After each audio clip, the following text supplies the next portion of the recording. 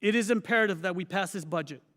Ship construction and readiness were bill payers for Iraq and Afghanistan for 20 years. While our industrial base atrophied, American peer competitors grew stronger and threatened our sovereignty. Their 100-year plan had one goal: total global domination. But only one thing stands in their way: the United States of America. The Navy and Marine Corps are America's 911 force, capable of being anywhere as a carrier strike group or Marine Air Ground Task Force with overwhelming firepower, as we saw in Absolute Resolve and Epic Fury. A year ago, I testified in my confirmation hearing that I would create the most lethal Navy and Marine Corps team the world has ever seen. I will keep that promise, having worn the cloth of our nation for 32 years, most of which was in combat. I do this also because I will not allow my oldest son, who will be commissioned a week from tomorrow as a second lieutenant in the United States Marine Corps, to go to war the way I did, without the equipment that we needed. I will not allow this for any of America's sons or daughters. They signed a blank check to this nation up to and including their lives, and we owe it to them to do our due diligence to fund this historic budget that will care for them and their families while giving them the tools to answer the call. I've seen firsthand what communism and authoritarian regimes have done to thriving nations. Members of my family were murdered by communists. In 1975, we had no place to go. We had no flag to stand under or a country to call our own. But this place called the United States gave us hope and a home and a future. I've dedicated my entire adult life to defend this nation under God so that this would never happen to my children, your children, or our grandchildren. Thank you again for this opportunity to testify before you. Before I end, though, this is Admiral Benguez, my Chief of Legislative Affairs, last hearing before you. And I want to thank him for his service. And thank you for your time, Chairman. Again, I know your time is very important. If you want to cut this down to less than 5 hours, I think we're ready to support it. Thank you so much. Thank you. And I'm proud that you have a very strong voice, and I apologize that we're having audio problems with your microphone. We're working on that. Admiral Caudle, you're recognized. Chairman Rogers, Ranking Member Smith, and distinguished members of the committee, good morning, and thank you for the opportunity to testify on the posture of the United States Navy. I'm honored to be joined by Acting Secretary of the Navy, Cal, and my good friend, General Eric Smith. We appreciate the committee's steadfast support for our sailors, our Marines, our civilian workforce, and their families as well, for the resources you provide to defend our nation. This past year, our Navy celebrated 250 years of American sea power. Today, our founding fathers would scarcely recognize the modern fleet, ballistic missile submarines deterring strategic attack, nuclear-powered aircraft carriers projecting power across the globe, and an all-domain naval force delivering precision lethality at scale. And while the platforms have changed, one truth has not.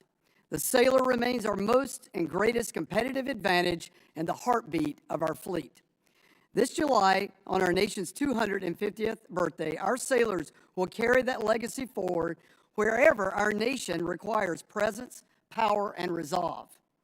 Since assuming the duties of the Chief of Naval Operations, I have been focused on one central objective: ensuring the Navy never loses its differentiated value. In February, we released the United States Navy Fighting Instructions, which is designed to operationalize my priorities of foundry, fleet, and the way we fight, and provide clear guidance on how we will build, generate, and employ Navy combat power for the conflicts we must be prepared to win. These instructions reflect a simple reality. The Navy's value lies in our ability to generate decisive combat power from the sea with tailorable formations, sustain them forward, and deliver lethal effects across every domain at the time and place of our choosing globally. Operation Epic Fury is providing in real time what the Navy delivers: forward, persistent combat power from the sea, sovereign options, independent of basing, survivable and resilient under pressure, and able to strike decisively. That is our differentiated value on full display. To preserve that advantage, we are executing a hedge strategy to ensure the fleet will build today, it's ready for the fight we face now, and adaptable and scalable to the one we will face tomorrow. That strategy is realized through the Golden Fleet Initiative, a fleet design that blends high and lower-end combatants, integrates robotic and autonomous systems, and enables scalable formations to outpace emerging threats. This approach increases our ability to scale combat mass, distribute risk, and maintain escalation dominance against the operational challenges our combatant commanders face globally.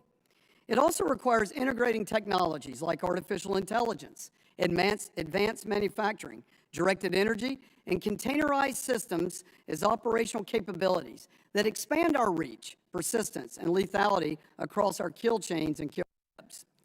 Our FY27 budget request is strategy-driven. It's aligned to the Department of the Navy's priorities and the objectives of the National Defense Strategy, leveraging the concepts outlined in the United States Navy fighting instructions to ensure our investments directly strengthen the foundry, the fleet, and the way we fight. It reflects disciplined choices to ensure we first always field a credible and highly effective sea-based strategic deterrent. And second, we invest in the right capabilities that preserve our warfighting advantage. To do that, we focus on 4 priorities. First, sailors first. Quality of service is not a luxury. It underwrites combat readiness and must always be our first priority. Second, the foundry. The foundry is where combat power is forged, and we must not use it as a bill payer. A hollow foundry results in a hollow Navy. Third, the fleet. Our fleet is the most decisive and flexible military instrument of national power. Therefore, we must field the right mix of forces to realize the Golden Fleet's full potential through a smart application of the hedge strategy. And fourth, the fight.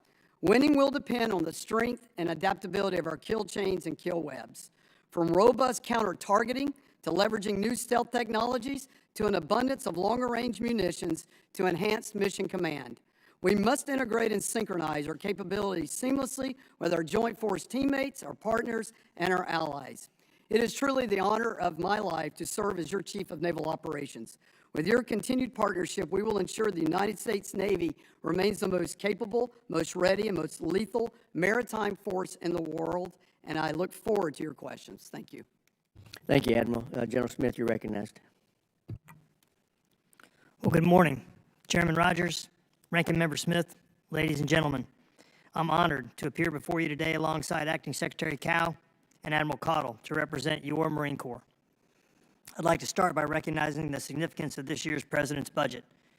It is a generational investment that supports the Marine Corps' top 4 focus areas. 1, restoring a 3.0 amphibious ready group Marine Expeditionary Unit presence. 1 RMU off the East Coast, 1 off the West Coast, and a 31st Marine Expeditionary Unit episodically deployed out of Okinawa, Japan. 2, setting the theater. 3, accelerating modernization and lethality. And 4, building and sustaining a lethal force. Restoring a 3.0 amphibious ready group Marine Expeditionary Unit presence is the Marine Corps' North Star. It consists of 3 continuously forward deployed amphibious ready group Marine Expeditionary Unit teams. Again, 1 sourced from the East Coast, 1 from the West Coast, and 1 episodically deployed out of Okinawa, Japan. Each embarked on 3 amphibious warships, 1 big deck and 2 small boys. The Amphibious Ready Group, or ARG, with the Marine Expeditionary Unit is the most agile, versatile, and responsive formation of the joint force, hands down. It is how our nation's leaders sustain forward posture, deter aggression, and respond to crisis or conflict across the entire globe.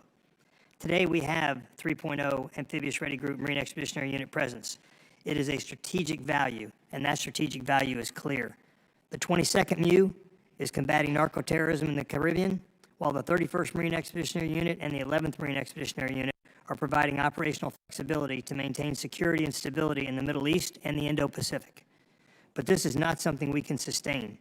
We need to enhance our amphibious warship readiness and increase the size of our amphibious force. I want to extend my sincere appreciation to the Secretary of War, the Acting Secretary of the Navy, and my shipmate Daryl Caudle for their unwavering support towards our shared goal of restoring a 3.0 Amphibious Ready Group Marine Expeditionary Unit presence. Our second focus area is setting the theater. We're committed to protecting our interests, deterring adversaries, reassuring allies, and creating a more agile and resilient global sustainment network, one that seamlessly integrates with the joint force.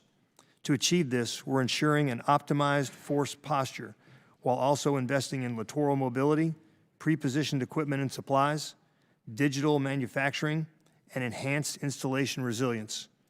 We're refining our approach to logistics, prioritizing resilience, speed, and adaptability to generate and sustain our forces. Our third area of focus is accelerating modernization and lethality. Force design underpins everything that we do. We remain committed to modernizing everything from our Marine Expeditionary Units to our Marine Expeditionary Forces, focusing on precision fires, air defense, unmanned systems, resilient command and control, and electromagnetic warfare. We're gaining momentum, but we have to accelerate to ensure that our Marines are most lethal, survivable, and resilient the day before a conflict starts. And finally, we're building and sustaining a lethal force. The quality of life of Marines and their families directly impacts readiness, retention, and lethality. We are deliberately investing in Marines and their families to improve living conditions, institutionalize Marine Corps total fitness, and ensure support for family resources. Before I close, I want to take a moment to recognize the members of this committee and other committees with jurisdiction over the national defense who will be retiring. On behalf of all Marines, thank you for your service to this nation. We know it comes at great personal cost. Thank you for your leadership, but most of all for your partnership. Your constant and steadfast support has ensured the readiness of your Marine Corps.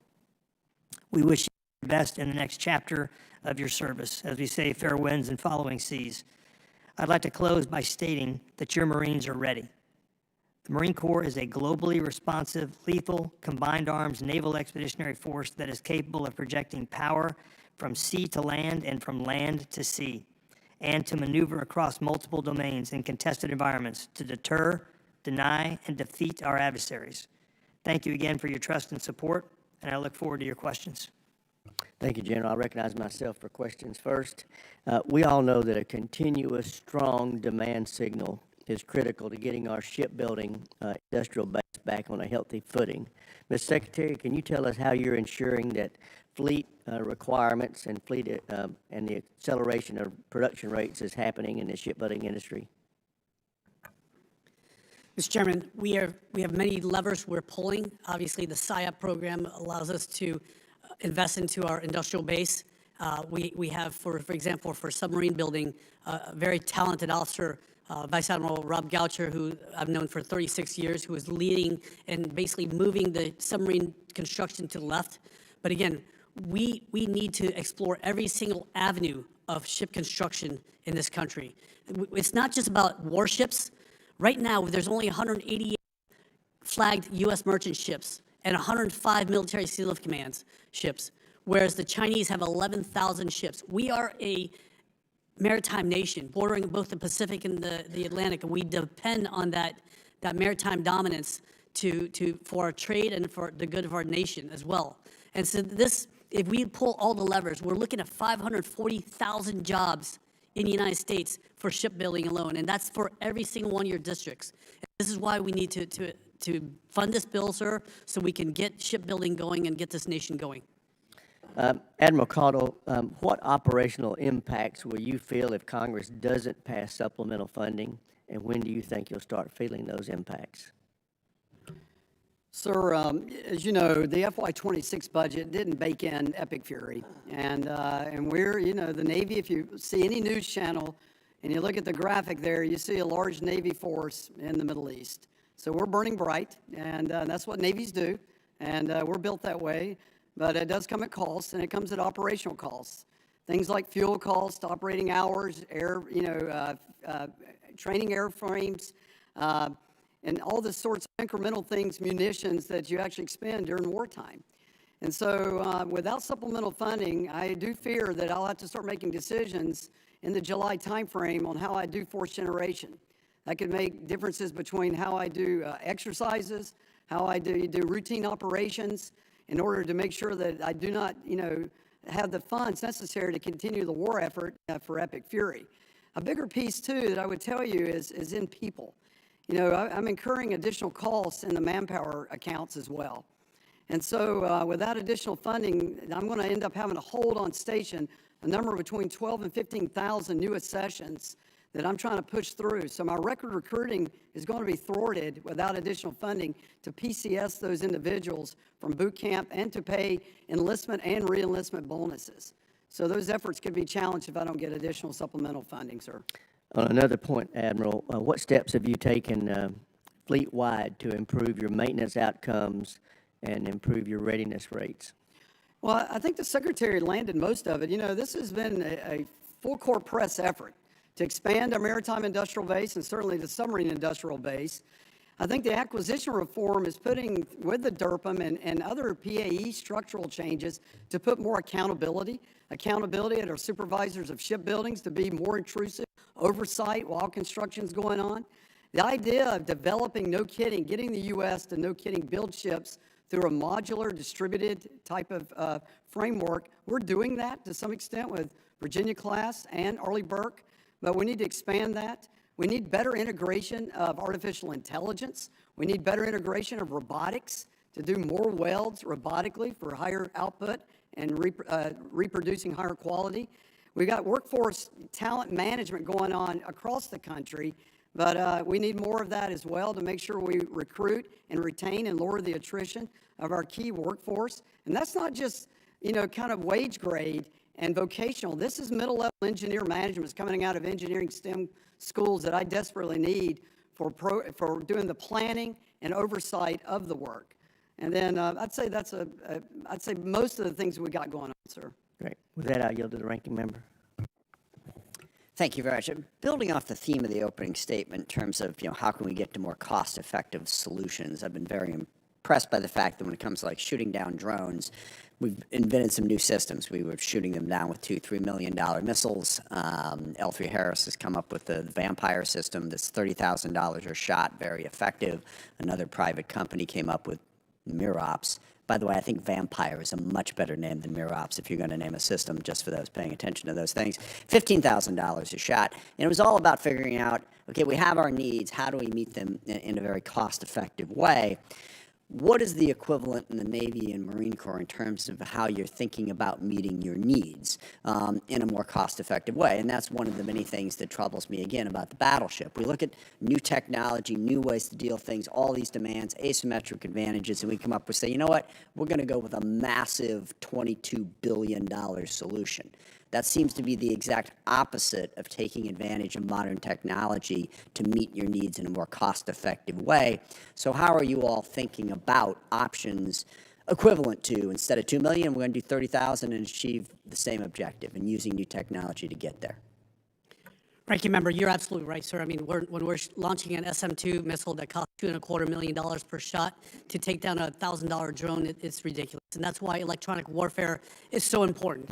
I mean, we need to cover everything from 30 megahertz to 8 gigahertz with no band breaks in between, but also we need static radar to look at it, but also gimbals, because a lot of their cross-section, the radar cross-sections of these drones look very similar to our aircrafts as well. So there's many options out there, and you mentioned like a large ship. Well, there's, as far as I was in the Navy, even all the way back to 2011 when I worked in OPNAV N96, the Surface Warfare Division, we had a requirement for a large combatant. It's called CGX at the time.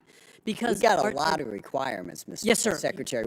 One of the things that I would suggest that we're going to need to do is get out of the requirements-based approach. I mean, so much that goes on at the Pentagon, and I think the chairman agreed, is we all sit around and come up with requirements, okay? And there's, gosh, tens of thousands, hundreds of thousands of pages of them. Let's focus on what actually needs to be done instead of, well, we got a requirement for it. We got to think through it a little bit more than that. Sorry to interrupt. Just had to make that point. Go ahead. Thank you for that. Ranking Member, again, I pay bills at home, and there's, you know, the kids need braces, they need everything, and we have to balance all those things. But again, with the battleship, the problem is that your DDGs are so decked out right now. The Pinckney, USS Pinckney, is the only ship in our fleet that has a Slick 32 Victor 7 for electronic warfare. And I mean, I told you yesterday, I mean, it looks like a big chipmunk with a mouthful of nuts right now because it's so overburdened, and that's why we need a large combatant that has all electronic warfare as well as 200 VLSLs, including conventional prompt strike. Imagine a missile that can go from here to the West Coast in 16 minutes that the enemy can't stop, and this is what's going to deter the enemy. Meanwhile, we need to also invest into our shipyards. We need to invest into our electronic warfare, and as well as our sailors and Marines as well. And this is why the job of balancing balancing the budget is so difficult, and Sure. again, I want to I'm sorry, sir, go ahead. Yeah, one other question on that. There are a lot of different companies now making autonomous ships. They're really, and yes, the autonomous aspect is important, but they're also looking at new ways to do shipbuilding in general. How can we do it more rapidly, more cost effectively? They seem to have made a lot of progress. What are the principal lessons that have been learned from that, that regardless of what we're building, whether it's a battleship, an aircraft carrier, or something smaller, that we could do it more quickly and more cost effectively? Both Admiral and Mr. Secretary, if you can. Well, either one. again, I'll turn to Admiral Caudle in a second, but it's just about using AI so we can streamline our processes as well as additive manufacturing. But Admiral Caudle? You know, sir, I would say when we were upside down, as the Secretary is talking about on kills, cost per kill with SM2, SM6, we fielded and rallied very quickly during Red Sea operations, Rough Rider, to actually get on board our strike groups, Roadrunner, Coyote, and Hellfire, instantiations of that, to really turn that very quickly. That took collaboration from our Surface Warfare and Mine Development Center, from Surflant, from Dahlgren, and of course NavWar, to get those TTPs, bake that in, get it certified, and every strike group has deployed with that. It's much more effective, and that learning happened very quickly. Directed energy, of course, is part of that electronic warfare. Some of the things that, in the... I'm out of time. I apologize for that. But I don't want to take too much time. But those are exactly the types of answers that I think we need more of. I yield back. Thank you, Mr. Chairman. Thank you. Mr. Turner's recognized. Thank you, Mr. Chairman. Mr. Secretary, I am the co-chair of I am the co-chair of the Congressional Military Sexual Assault Prevention Caucus. Several of us have received information of a change in the Navy policy concerning how investigations of reports of sexual harassment are handled. I'm going to submit to you a letter requesting written answers to concerns about those changes. I ask unanimous consent to submit this for the record, and then thank you, and then ask for your written responses to those. Mr. Secretary, Wright-Patterson Air Force Base is in my district, and it is home to the 711th Human Performance Wing. It is also home to the Naval Medical Research Unit, Dayton. It is the site where those two come together as a joint center of excellence for aerospace medical research that was established in 2005. It's a place where the Air Force and the Navy are supposed to come together, conducting aerospace medicine research for the purposes of advancing human performance in aerospace. Unfortunately, the Naval Medical Research Unit in Dayton has been neglected. In 2022, a study for the U.S. Army Corps of Engineers identified that this medical unit was in desperate need of just basic maintenance, and it continues to struggle for funding in basic infrastructure improvements. As a result of that, I put a request in last year's NDAA for the Navy to respond to how is the Navy going to respond to this report from 2022 that has yet to be answered. That report in the NDAA had a deadline of this year of March 31st, which was missed this year. So the Navy hasn't even responded to the request to respond to the lack of responding to the Army Corps of Engineers response, which was 2022. We're missing the opportunity for the Navy and the Air Force to work together in aerospace medicine research, which again is supposed to advance human performance in aerospace. Mr. Secretary, I'd ask you, are you aware of this missed opportunity, and can we remedy this opportunity so that we can advance, obviously, this incredible opportunity to advance human performance in aerospace? Congressman, I apologize. I was not aware of this, but, this is the problem when we have a lot of these, units attached to Air Force bases. I had the problem in Tinker Air Force Base, too, where we had a large number of suicides, and that I've gone there personally, and I've made a lot of headway in order to curtail the suicide rates at Tinker Air Force Base. But for Wright-Patterson Air Force Base, human performance is so important. We have to treat every sailor and Marine like a weapon systems. We need to take care of them. That's whether it's through human performance or medical treatment or even mental health. We will do that. So you have my word that I will not only look at into this, respond quickly, but also come visit you, sir. And in response to the sexual assault and sexual harassment, we are going to investigate every single issue with licensed or trained investigators, and we will respond to that request as well. And again, I have 5 children, 3 daughters. I will not allow this to happen. I look forward to your response to both. Thank you. Gentleman from California, Mr. Garamendi. Thank you, Mr. Chairman. Mr. Chairman, you and Ranking Member Smith, as well as the Secretary, spoke to the issue of the commercial fleet that America does not have. Draw to your attention, there is a piece of legislation called the Ships Act that deals directly with that. I bring that to the attention of the committee, and perhaps that could be an integral part of our work as we form up the NDAA. Rather important in meeting all of the requirements that we have. So I'll let it go at that. Thank you for bringing the issue up, and I'll drive it forward. I have 2 questions here. Admiral Caudle, the west coast of the United States, I believe, borders on the Pacific. The Pacific is going to be, has been, and will continue to be a major theater with enormous challenges. Do we have sufficient facilities on the west coast of the United States to meet the needs of the Navy as it looks to its larger fleet and to the challenges of the Pacific? Congressman, we do not have sufficient facilities in general, and I would argue that we do not have sufficient on the West Coast as our theater of importance and our priority of how we've split the Navy.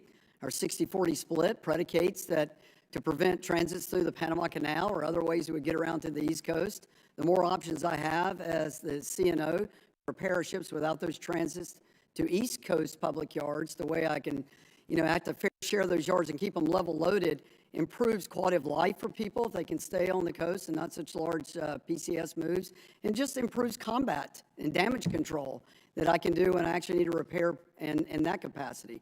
So we are tasked in this budget to go look hard at a 5th shipyard, and that study is, we will take a lot of time and understand that very clearly where to lay down that capacity. But I would, answer your question bluntly, no, I do not have sufficient capacity.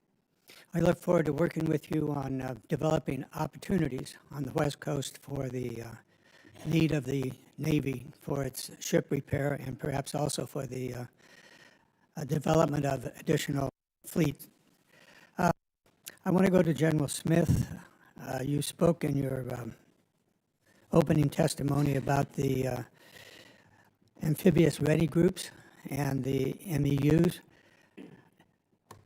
What do you need to carry out your plan? Do you have sufficient ships, amphibs, large and not so large? And what is the plan to develop? What is your plan and what is your need to develop the necessary fleet for the Marine Corps? Well, sir, thanks for that question. So our requirement is a 3.0 ARGMU. Again, 1 off the East Coast, 1 off the West Coast, and 1 episodically deployed out of Okinawa, Japan. We're currently required to have a minimum of 31 amphibious warfare ships, but that was predicated on 80% readiness. And we're well short of 80% readiness in the amphib fleet. We're closer to 50%. So we're going to need more ships. I defer to my shipmate, Daryl Caudle, on exactly how many ships are going to be required to maintain that 3.0 ARGMU presence. But my requirement is a 3.0 ARGMU presence regardless of the number of ships that are available. So those would be the large amphibs and the medium? Yes, sir. LHAs, LHDs, and then LPDs. Are they presently in the planning that the Navy is putting forth? Again, I will defer to the Secretary and to the CNO on that, sir. Let's move to the Secretary. Yes, well, sir, I just can tell you, we have an LHA and LPD and LSMs in the budget. So all 3 of those ships are in the budget of sufficient Yes, number Congress. to meet the needs of the Marine Corps? Yes, Congress. Very good. With that, I will yield back. Thank you, Mr. Chairman. Gentleman yields back. Chair now recognizes the gentleman from Virginia, Mr. Whitman. Thank you, Mr. Chairman. I'd like to thank our witnesses for joining us today. Secretary Cow, Admiral Caudle, General Smith, thanks so much for the incredible job that you do. Secretary Cow, I want to start with you. Yesterday at the House Subcommittee on Appropriations for Defense, you talked about nuclear power generation, specifically onshore nuclear power generation. We all know our nuclear navy is the best ever in the history of humankind, and how it utilizes nuclear energy to power our ships. That's 70 years of record with naval reactors is beyond reproach. What I want to look at is how are we taking that technology and then applying it in different ways. And I got language in last year's National Defense Authorization Act that directed pilot projects on Navy bases to actually do onshore nuclear power generation with small modular reactors, and to do that in a way where we can pair that with data centers. Listen, the future of what we need to make sure we win the race in AI is going to center around data. You want to have your power generation sources close to where your data centers are, the power demand. There's a need for the military for that power generation to have organic capabilities on a base to make sure we're not at peril with the larger grid if somebody tries to take it out, and then making sure we have our own organic capability with the data that we need for that. All those things make sense. They're also in line with what's happening externally with other efforts to generate more power to respond to this nation's increased energy needs, and making sure that we're doing data center development in a very responsible way. And I argue the nation and the Navy and the military benefits from that. Give me your perspective on how you think we can aggressively pursue this to, as quickly as we can, get these SMRs permitted and under construction on Navy bases, how we can look for partners in the data center realm to put those on military bases or on Navy bases, and how you would look at executing that. Thank you, Congressman. This summer, Norfolk Naval Base is going to be powered from an aircraft carrier. We're going to export the energy from the aircraft carrier to the base. But imagine having this power generation from within the base, that we can even export the energy to the surrounding area and use that as a working capital fund to now actually fix our bases. And the energy that's produced from these, we can power also, or use it for a 4-stage distiller, making water, fresh potable water. I mean, on a carrier, we're pumping millions of gallons over the side every day of fresh potable water that tests at pH 7, right? That we can now export in places like California, where you have a drought. You can actually export that energy, that water, to put in the surrounding area. Now, the president has named the Army, which breaks my heart, as the executive agent for shore-based thing. This is, as a matter of honor, we are the nuclear Navy. So I do want to turn over to Admiral Caudle, who is more in tune of nuclear power than I can ever be. Congressman, one thing we need is a champion, okay? You're doing that over here, but we've got to have an overall programmatic champion for the SMR program. So I think we're dithering a bit there and not really kind of landing on, the pilot and laying out the program of record. Yes. So, while the Army may be, tapped to be the overall lead for it, I see no world in which the Navy's not going to be part of that discussion and bring our expertise through our long-established naval reactors, deep understanding of reactor physics and understanding safe operation. But we need to get a pilot established and a target date and get one going. Yeah. Admiral Caudle, thank you. And we will be laser focused on that again this year, the National Defense Authorization Act. I wanted to follow on with that on a shipbuilding issue. There's $1.85 billion in this year's president's budget in the request for advanced shipbuilding industrial base and future ship experimental. Essentially looking at the proposal of taking foreign designs and then putting those in place for our shipbuilding.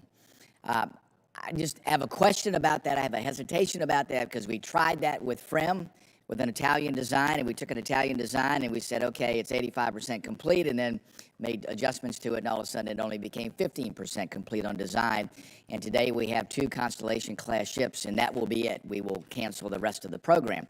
So I guess my question is how do you see this going forward, and how are we going to reconcile the effort to say, let's grow the industrial base, let's grow shipbuilding in the United States, and on the other hand, say that we're going to now look at foreign ship designs and how we're going to build and sustain a U.S. shipbuilding industrial base for our U.S. Navy? Well, there are a lot of lessons we learned from Constellation. This can be done right. I think the Icebreaker program is an example of where, this can Gentleman's time's expired. Chair now recognizes the gentleman from New Jersey, Mr. Norcross. Thank you, Chairman. I'd like to thank the witnesses for being here today. We're focusing on our shipbuilding capacity for good reason. It's not working. It's getting better. Back when Pearl Harbor happened in 1941, our shipbuilding capacity was in shambles. Within 2 years, President Roosevelt brought those leaders of the great industrial companies in this America, and within 2 years, we're pumping out 1 ship a week plus. We got behind it.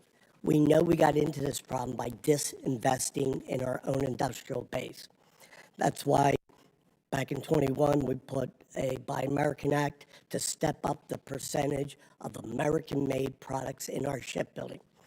Back in 24, the Mines Act expanded on that to say you're going from 65 to 75 and eventually 85%. Well, we put that in, it's law. We have not received one report from the repository we created to say how much of our industrial base starts and is made here in the United States. We're repeating the problems that got us into it. Yet, this year's shipbuilding plan states that strategy for growing the industrial base, the expansion of the industrial base through direct foreign investment, that the plan's contents, the table of contents, an entire section dedicated to foreign investment and support. This is contrary to those last 2 pieces we put in the NDA, and time after time, people in your position says we have to build our industrial base, yet we haven't. Goes on, at the same time, the Acting Secretary of the Navy, the entire plan was about restoring maritime industrial strength. Secretary, you stated it 5 minutes ago. So here we are. We know the plan that we need to do is to invest in ourselves like we've done once before. Yet the shipbuilding plan goes the exact opposite direction and says, how do we get foreign investment? This is what got us here. Do you need a little boost in the beginning? Potentially. We're not saying that's not the way to do it. But the idea of foreign investment got us into this problem, the offshoring of our industrial base. So, Mr. Secretary, how do you square these circles? Congressman, thank you for that question. We're not investing in foreign shipbuilding. What we're doing is seeing what these models work, whether they will work in our fleet, and then they will bring that to the United States. Some of these foreign shipbuilders are cranking out destroyers at a rate of 1 every 2 years, whereas it's taking 6 to 8 years. Please, just give me a moment. Yes, Page 17 of that plan, potentially from overseas shipyards, along with the fuel tankers, and that acknowledgement, this work may be performed from the outside of the United States. So if what you're saying is true, you have to change that, saying we're not going to get these made outside of the United States. Again, we're also bringing our workers over there to learn their techniques, sir, because we're just not doing it fast enough over here. It's one of those things where, you know, they use a lot of AI to map out their workload every day so that we're not wasting time on just paperwork. 40% of our time at our shipyards are spent doing just paperwork on literally a clipboard and an Excel spreadsheet instead of doing it. So invest in the United States so we don't do this. The idea that you've opened up the door here, contrary to what we've been saying, for foreign investment on their side of the water, completely different than what we talked about in this committee, what you talked about. I have no problem sending people over to learn it better, no problem. But the idea that somehow it's because we didn't learn how to do it better. No, we didn't make the investment. So please, I want to hear from Admiral and from you that you're not going to build these ships overseas. You're going to build it here in the United States where our industrial base needs to grow. We have to push every lever, Congressman, to make this work. I mean, it's like going to a candy machine. Your Snickers bars get stuck. You know, you can do 2 things. You can call that 800 number and no one's going to respond. You're not getting your money back. You can put more money in, but that's not going to work. You can shake the machine. It's just not going to get, or you can go, you know, next door to the other candy machine and get it. That's what we're trying to do, sir. We're trying to make sure that we are invigorating the industrial base and energizing them. I have 9 seconds. Thank you. I appreciate your speaking directly to this, but the fact of the matter is we're not investing here in America to the point that we need. Thank you. I yield back. Gentleman's time has expired. Chair, and I recognize the gentleman from Tennessee, Dr. Desjardins. Thank you, Chairman, and thank our witnesses for being here today. Mr. Whitman started the subject, and Mr. Norcross continued it. I had a question for Secretary Cow. In your opening statement, you mentioned how the department has been focusing on expanded distributed shipbuilding efforts. Can you expand what those efforts will look like in a practical sense and how foreign shipbuilding efforts will impact domestic shipyard production? And just as an aside, yesterday I met with South Korean Ambassador Kang in my office, who was offering shipbuilding capabilities in South Korea, and what other allies of ours around the world can help us fill the gap while we're trying to rebuild Americans' shipbuilding capacity. Thank you, Congressman. We're trying to, like I said, energize our industrial base here. I think some of our primes have gotten very comfortable with the way they're doing things, cranking out ships at 6 to 8 years. I mean, we're better than this. We're Americans. We can do a lot better than this. And sometimes it just takes a little competition to get us going. And this is where we're bringing in foreign shipbuilders to say, you know what, let's bring our American workers over there, see how they build things, and bring it back over and industrialize our capacity. Along with that, we are looking in a few weeks. I'm hoping we will be able to announce to you guys some of the things we're going to build in America. That's it's being worked on right now as we speak by the Deputy Secretary of War. And so I love to come in basically 24 hours before we announce these things to inform you how we're going to do that. But let me turn over to Admiral Caudle, and so he can talk about the SIOP program that his officers are working on. Well, I've been tackling this for the last 6 years, from Subforce Commander to the Fleet Forces Commander to CNO. And to some extent, the Secretary's got it right. It's been pushing a rope on getting the improvements we need to see. I live in a real threat-based world. And threat-based analysis means I actually have to have, no kidding, ships. And while I love everything to be built in the United States, we do have to expand the aperture. This budget, to be executed, will have to expand the industrial base and actually go in a smart way, in an optimized way, lay down that ship demand signal across the different yards that can actually go produce this in an effective way. In my worldview, that will actually require some foreign shipyards to actually help me do that, to actually deliver the actual ships I need in a time frame when that's important. And so I think it's an all hands on deck, and to execute this budget at the size and scale, it's going to take that approach. Okay. And Admiral Caudle, staying with you, let's go underwater. The Navy had a plan to potentially extend the service lives of several Ohio-class submarines known as PIRA to ensure sea-based deterrence requirements continue to be met during the transition from Ohio to Columbia. My understanding is this plan continues to evolve, and the Navy is now looking at smaller life extensions for greater numbers of Ohio-class submarines.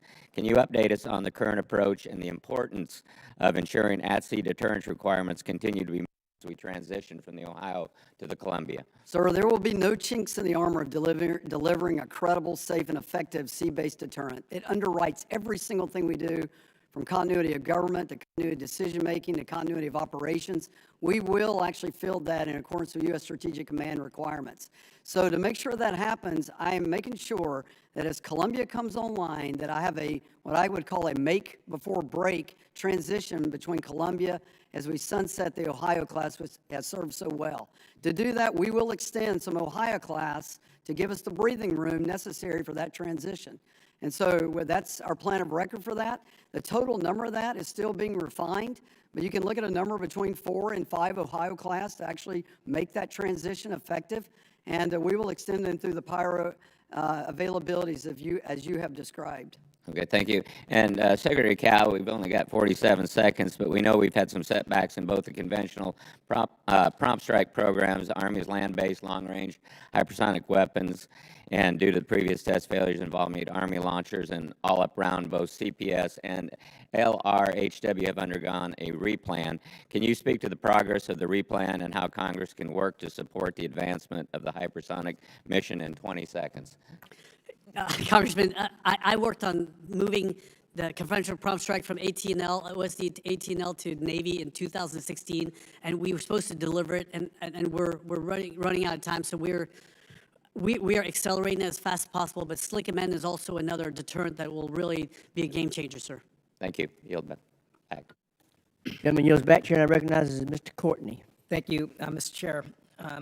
Admiral Caudle, a few weeks ago, Indo-PACOM Commander Admiral Paparo testified that the AUKUS security agreement is essential and that Pillar 1 of the AUKUS optimal pathway, quote, is on track in every regard. As you know, Congress has made direct investment in the submarine industrial base, $10 billion since starting in 2018. And we're seeing some positive results in 2025 in New England. There was a 13% increase in submarine tonnage. We had the commissioning of the 25th and 26th Virginia-class submarine just a few weeks ago. The acting secretary was there for the Idaho, the number 26th. And the 27th and the 28th are pressure hull complete, and they're in the process of going through sea trials, knock on wood, delivery and commissioning sometime within the next 12 months or so. So my question to you is, do you agree with the findings of the AUKUS review last December that endorsed continuing our commitment to that security agreement, as well as Admiral Paparo's testimony? Congressman Courtney, I wholeheartedly agree with it. I was part of it. I was in bed creating it. I made a lot of the recommendations in it that were actually adopted and fully support AUKUS Pillar 1, fully support Sam Paparo's statement. And I look forward to standing up Submarine Squadron 3 later this year and making sure that Submarine Rotational Force West becomes alive and getting the first Virginia-class transfer to Australia next year as we continue to build out where they eventually buy U.S. submarines. So fully support, sir. Thank you. Another aspect of this is having surge readiness in place. And I know when Admiral Houston took over at Naval Reactors, it was hovering around 60%. In terms of submarine availability. It's sort of gone up a little bit down a little. But can you talk about, again, how something that doesn't get talked about a lot, but if you're really talking about making sure that our undersea fleet is going to be in a position to complete the commitments that AUKUS calls for, but also make sure that all our combatant commanders like Admiral Paparo, have the access to the undersea fleet at the same time? Well, and this is really about, posture. Where do we put our submarines and home port them in a way that we can sustain them and operate them? That's why Guam is so important, the Submarine Squadron 15 there. That's why, Hawaii and of course, San Diego become very important. And then what we've done is, and I think in a very thoughtful way, is for once in a lifetime shared technology with a close partner in Australia to give them a no-kidding submarine force that will add an entirely new dimension to the threats we face in the Indo-Pacific. And so that under the submarine squadron and the way we will command and control that working with the Australian Navy, who are great partners and have been for decades, will give Admiral Paparo access to those submarines as well. Thank you. So, and General Smith, along the same lines, making sure that the amphibious ship industrial base, both in terms of production and repair and maintenance, that's pretty key to making sure that we have the MU levels that you have, again, testified over the years about. Can you sort of give us sort of your perspective about where that those efforts, that enterprise stands? Sir, I can. What I base it on is a 3.0 ARGMU presence. The 31 amphibious warfare ships that are required by law are based on 80% readiness.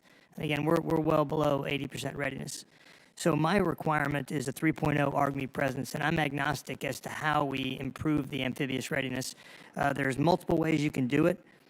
You can do optimized maintenance and force generation. You can do targeted service life extensions, and you can do new ship procurement or a combination of the three. And so I defer to my shipmate, Daryl Caudle, on how to meet that requirement. But both services agree that 31 ships is simply not enough for a 3.0 ARGMU presence. Achieving this requires increased investment. And again, PB27 is a significant down payment on this. Great, thank you. So I've only got a little bit of time left. Next week, the Sea Power Subcommittee is going to be holding its own sort of posture budget perspective. There will be many questions about the battleship program. We're going from basically a poster board in December to $1 billion requested this year, $17 billion the following year. The one lesson, certainly in my time here, is that before you start cutting steel, you got to make sure your design piece is done or pretty darn close to done. We have, whether Zumwalt or LCS, I mean, the stories still haunt, I think, a lot of us here about the fact when that, discipline is not sort of adhered to. But again, I'm running out of time, but I at least flag that for you and your team that, we've got lots of issues and questions we want to explore on that. With that, I yield back. Gentleman yields back. Chair now recognizes the gentleman from Mississippi, General Kelly. Thank you, Mr. Chairman. I want to start by just saying that we need every shipyard in America at full capacity. We need every dry dock repairing some ship that we have somewhere. That is critical. I just visited the Philly shipyard this last weekend. They can be complementary. We need to make sure all these shipyards at full capacity, that they have a steady demand signal, and that we continue to produce warships, but not only warships, but logistical ships that support both our time mariners and our Navy. And so whatever it does, some of those skills interlink. So I want to begin by thanking President Trump for his leadership in restoring our military, including historic investments in our shipbuilding and strengthening the defense industrial base. The budget builds on that progress and reinforces the national defense remains a top priority. Secretary Caudle, congratulations on your appointment, and thank you for releasing a 30-year shipbuilding plan. I have been on this committee for 9 years, and I have been asking for 9 years for a 30-year shipbuilding plan, and we finally have one. While I may not agree with the contents of every one of it or exactly how it goes, at least we have a basis to now determine what type of ships to build.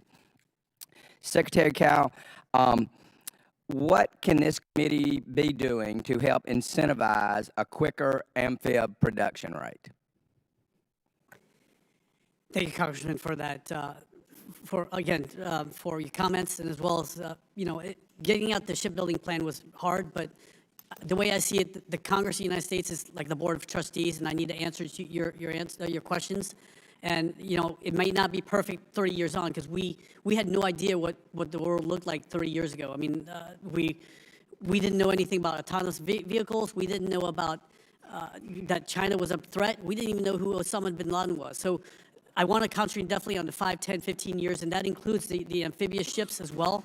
And like you said, we need to pull every single lever there is in order to get shipbuilding going. And it may very well be something simple like, these young people that we lied to said, hey, you have to have a degree to make a living, and they're not working right now.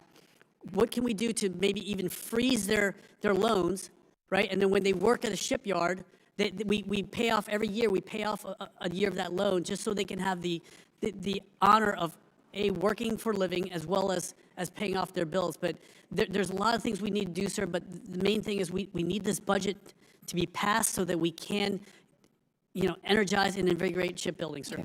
Admiral Caudle, I'm just going to make a comment because I really don't have time, but the Navy has to get better about not procrastinating on amphib readiness. We need to either build more amphibs and we need to keep those ships ready. And I know that we're improving, but we need to improve much faster because we need those. That's the Swiss knife of our Navy and ground forces and air power. And so those amphibs are so important for both hard and soft power around the globe. And so whatever it takes, we need to commit to getting 3.0 AUKUS. With that, I want to talk just a little bit about the E-2Ds. And it continues to prove itself as one of the Navy's most important battle management and command and control platforms. Tell me, what do you think about the block buying? Is it the right numbers, and how important are these E-2Ds to the force? Well, sir, thank you. Let me just say, just real quick, there is no daylight between this table on amphib readiness. We're all behind 3.0, and we're working. I look forward to talking to you about the improvements. On E2, you got it exactly right. That is the special sauce of the air wing. Obviously, it's recognized not only for its ability to support carrier strike group, but we dirt debt them as well and support the joint force. And so it's a need for that joint capability is crucial. Block buy is essential for a lot of reasons. One, it gives a clear demand signal to the investors who build this and actually who are going to produce it. It allows me to actually factor in through a more structured way how we modernize. It's how we actually keep the line open in a more productive manner. So I'm behind the block buy methodology, and I think it's really important to do it in that factor. Thank you. And General Smith, I don't want to leave you out, but the KC-130Js, it's really important that we keep the procurement strategy, that it's not delayed, and that capacity is so important to the Marine Corps' mission. Is that correct, General Smith? Sir, KC-130 is, if I had to pick a platform that I would keep and divest of all others, I'd pick the KC-130J. And don't forget about my P-8s, okay? And with that, Mr. Chairman, I yield back. Gentleman yields back. Chair, I recognize the gentleman from Massachusetts, Mr. Moulton. Thank you very much, Mr. Chairman. Mr. Acting Secretary, thank you for your service to our country. You said that the Navy would have 5 unmanned naval vessels by 2027 and 63 by 2031. Now, I agree that unmanned systems are a huge part of the future of naval warfare, but what about the small autonomous sea drones that are actually doing the work in Ukraine? Because Ukraine is producing hundreds of sea drones a month. We're nowhere near that level. Now, I thought Secretary Hegseth was proud of leaning very far forward on drones and autonomous systems. It doesn't feel like that's your department's priority. Actually, Congressman, that's far from the truth, sir. We are very invested in drones. In fact, we have the RAS PAE her whole job is to look at drones and.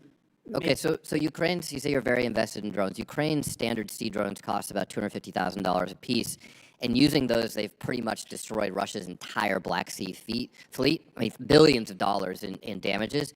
Do you think that kind of capability might help us in the Strait of Hormuz today? Absolutely, sir. And again, when I say the 5, we're talking large ones, and we are investing in a lot of the small ones, and I will turn that over to Admiral Caudle, who can tell you more about the requirements for small unmanned. Well, I'm just wondering, I mean, you're requesting $17 billion for a single battleship hull that won't be delivered until 2036. Do you know how many 250,000 drones you could buy for that one Trump-class battleship? Yes, sir, but those drones cannot carry the conventional prompt strike or have 200. Okay, just to put this in perspective, it's 68,000 drones. I think 68,000 drones, when Ukraine is producing 50 to 100, actually, sorry, several hundred a month, might help us today in the Strait of Hormuz. I just does not feel like a good investment. Again, sir, the drones can't get there by themselves. It's like the little turtle that sits on your fence post. Someone's got to put it there. It's funny, the Ukrainians managed to get them there. They barely even have a navy. We have 55 times the coastline of Ukraine. They're not. So if they can figure it out, Mr. Secretary, I'd like to think Americans could figure it out too. Yes, now, sir. Mr. Acting Secretary, you told a powerful and very American story of how your family immigrated from Vietnam a few years after the war. I'm proud that our country supported you and your family. Do you think we should do the same for our Afghan allies who are being hunted down by the Taliban right now as we speak?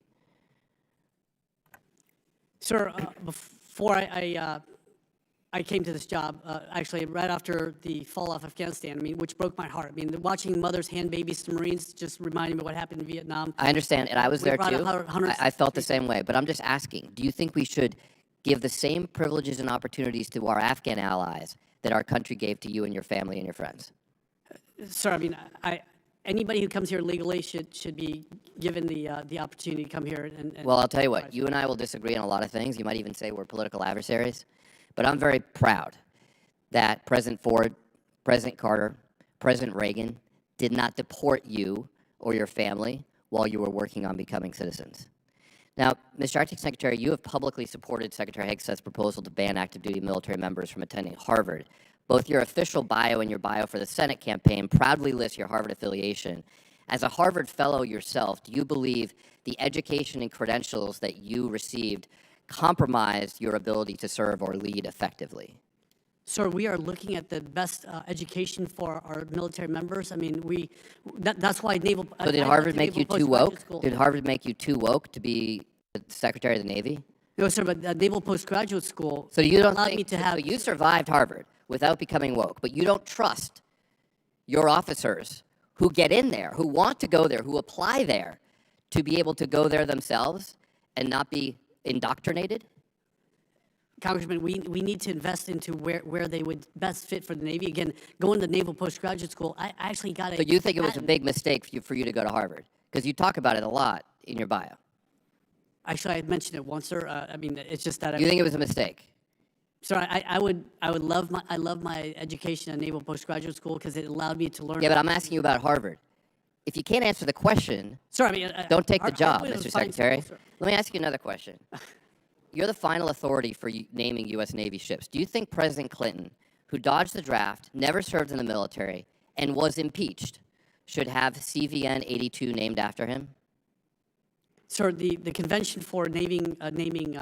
Yes or no, Mr. Secretary? Sir, I mean, that's. Do you think the ship should be named after It should be President named after Clinton? the President of the United States, sir. So you support naming it after President Clinton? I have to review all the naming conventions, sir. I've not reviewed. Well, I hope that you do. Thank you, Gentleman's Mr. time Chairman. I has yield back. expired. Chair now recognizes the gentleman from Texas, Dr. Jackson. Thank you, Mr. Chairman. Thank you for convening the hearing. Secretary Caudle, Admiral Caudle, and General Smith, thank you for your service. Thank you for being here today. Secretary Caudle, really glad to see you sitting in that seat. As the PRC continues to modernize its fleet at a historic pace, the need for a ready and capable American naval force has never been greater. The Department of the Navy Fiscal Year 2027 budget request is a defining moment to reassert the United States as the world's greatest maritime power, to rebuild our industrial base, and deliver a larger, more capable Golden Fleet to our sailors and Marines. Under President Trump's leadership, this budget proposes a historic 46% increase in shipbuilding funding, representing the highest level of naval investment since 1962 and a clear transition to a permanent wartime footing. Simultaneously, it accelerates U.S. Marine Corps modernization by 4 years. We must deliver these generational investments, and we must do it without delay. The Marine Corps' ability to sustain a credible 3.0 amphibious ready group Marine Expeditionary Unit, ARGMU, presence is foundational to the nation's forward crisis response and deterrence posture, particularly as demand for Naval Expeditionary Force grows across theaters. However, General Smith, you have emphasized that simply hitting a ship count requirement is meaningless if those ships aren't operationally ready to sustain a persistent ARGMU presence. I know we've talked a little bit about this subject already, but while I fully support the investing in the procurement of new ships, are we also making sufficient investments in amphibious readiness, maintenance, and industrial-based capacity to sustain the Marine Corps 3.0 ARGMU requirement in the long term? And if not, what should we be doing here as members of Congress to make sure that that happens and that ball does not get dropped? General? Well, sir, I'll defer to the CNO on the specifics of the amphibious warship maintenance project. But what I can tell you is they do require funding. They require the funding to get after the spare parts. They require the funding to get after the time that it takes to produce the maintenance in the yards. And so, again, I will defer to Admiral Caudle on the actual how that happens. But those ships have to go into and come out of maintenance on time. I was taught by my assistant MEF commander, a guy named Chris McPhillips, call sign McFly, that most of the maintenance we do is because of the maintenance we do on our aircraft anyway. You go in to open up a wing and you pop a couple of rivets, and next thing you know, what was going to be a light on a wing, you've accelerated, or you've extended. Pardon me, you've extended the time that an aircraft or a ship is in the yards. It has to go into, stick to the maintenance schedule, and come out of on time. Sir, we're doing a whole host of things. One, we had to get better at planning. And so we've started what we call our signature availabilities, where instead of really starting the planning in earnest, the 120 days prior to the avail starting, it's starting a full contractual out 1 year now. That's important. 2 port engineers are overseeing that. Critical path has always been retarded a bit on diesel overhaul. We're pulling that out of the avail to actually repair diesels during a time it's more opportune for us instead of putting that into the critical path.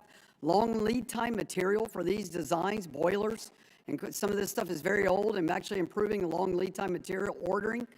Planning improvements, and probably the most important thing we've done is put a 4-star oversight board.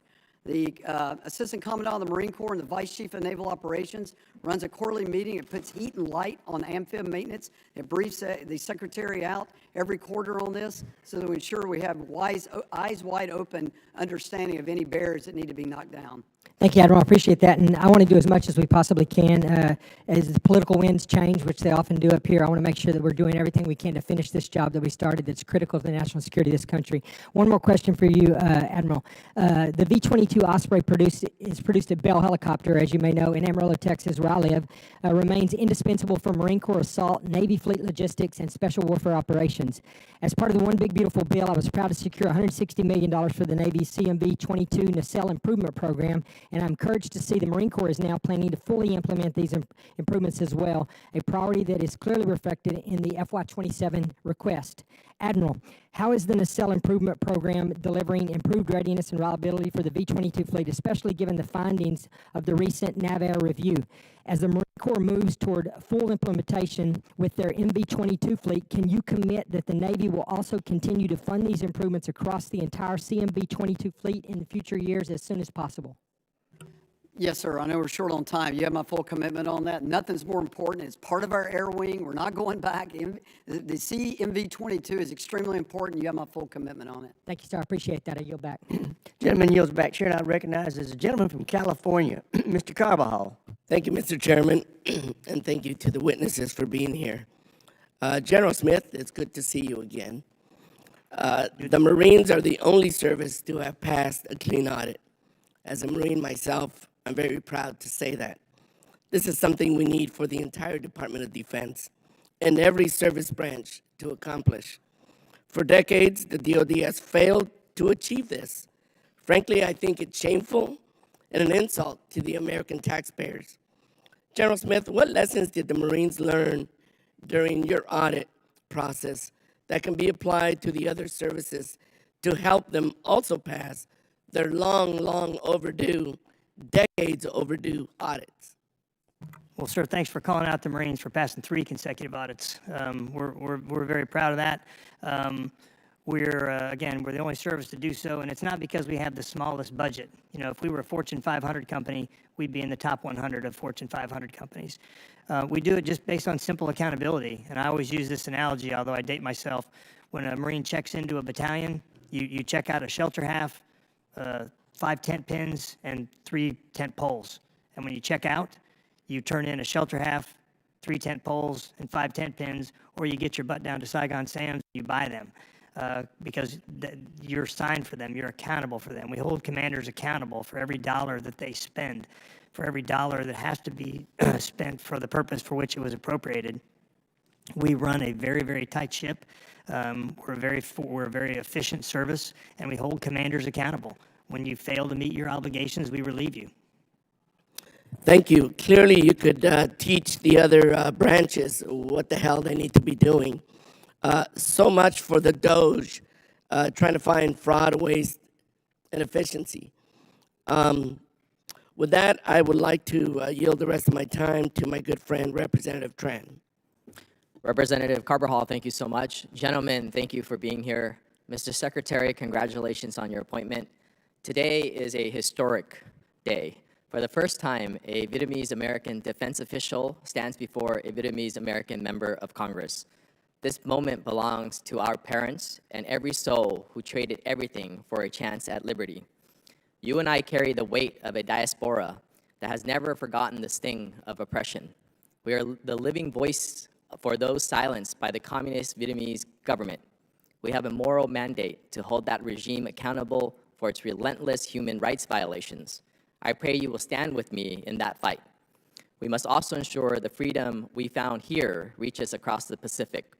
We must maintain a presence so formidable the Chinese Communist Party understands the Indo-Pacific will never be surrendered to autocracy.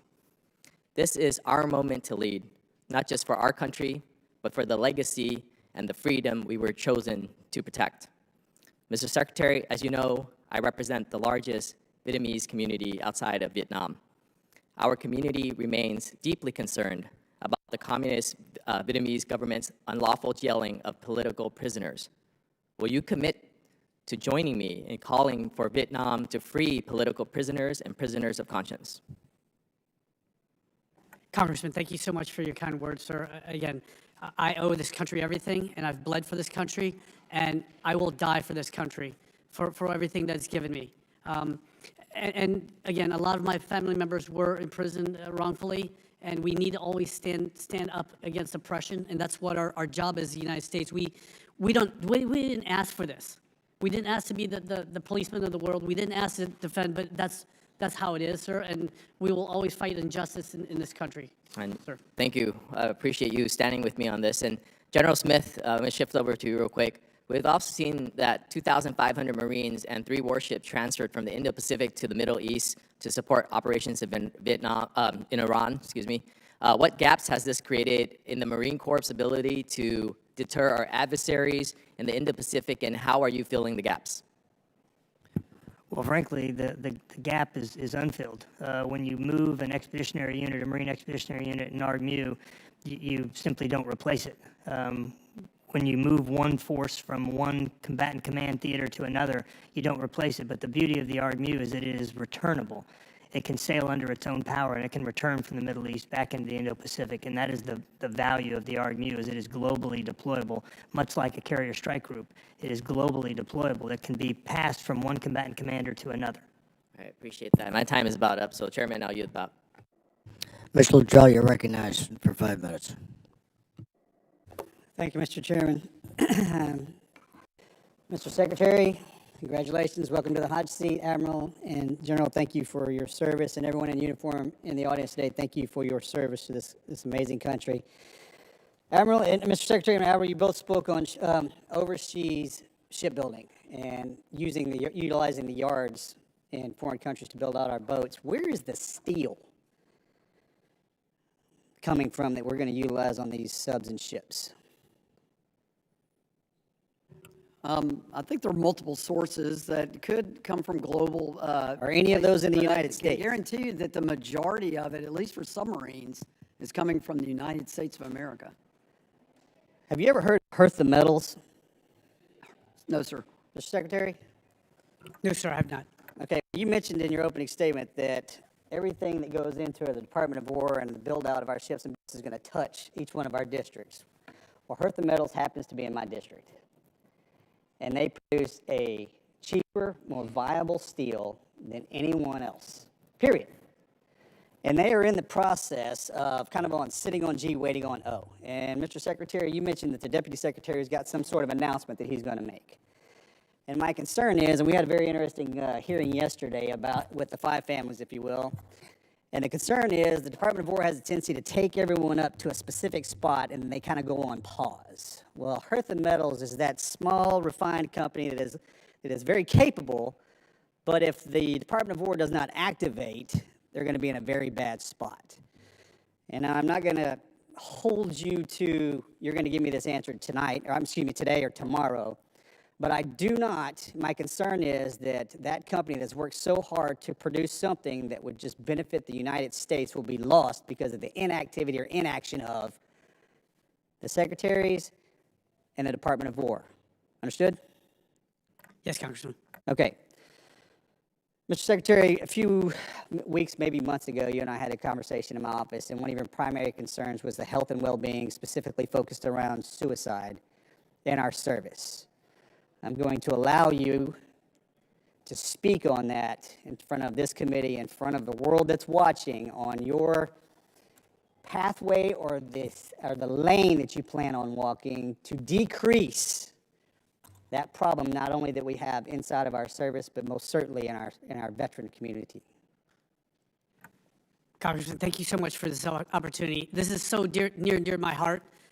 I come from a community, the EOD community, which has one of the largest suicide rates in our veterans, and it's unacceptable. We've done what our country asked us to do, and now we're paying the prices of that. And I think the first thing is for leaders to be very vulnerable. This morning I released a message to the fleet about my issues that I've suffered from traumatic brain injury, from being in explosions, as well as PTSD from having to recover bodies from the bottom of the ocean, and as well as recovering pieces and parts from other bodies that I recovered on the battlefield as well. We need to do everything from explore every single avenue, like we discussed in your office, for PTSD, for TBI, including hyperbaric oxygen therapy. You're talking about a lot of the other medicinal Psychedelics. Yeah. Yes, sir. We need to explore every single thing for our military members, but also what I've asked my service chiefs to do is look at crisis intervention. We need to train this at every level, from the petty officer to the NCO level, all the way up to command leadership, because everybody is a first responder. When you're with your sailors and Marines, you know when you're working with them in that squad, in that platoon, in that division, you know when they're not right. And so we need for every single sailor and Marine to be that first responder who says, come along with me. Let's take a walk. Let's talk about what's going on.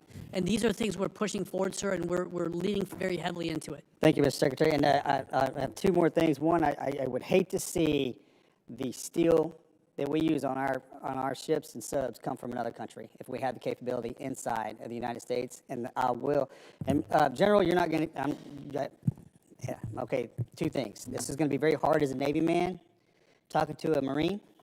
But the way that I understand it, sir, is you are the very first Texas A&M combat out of the Marine Corps. Is that true? I believe that is correct, sir. Okay, so I have to, there's my Aggie right there waiting. I was waiting for him to chime in. As a Navy guy, giving a Marine a compliment, congratulations, sir. And as a Longhorn, giving an Aggie a compliment, job well done. It's a great way to have Chairman, I your yield time back. expire. My daughter's a Great. Longhorn. Mr. Keating, you're recognized. Thank you very much. I'd like to thank our witnesses for their service and for being here today. At this stage of the hearing, I'm going to get a little granular on issues and maybe a little provincial, but the whole idea of the procurement process that goes forward, there's a couple of things that we've worked, I think, as a committee to try and promote.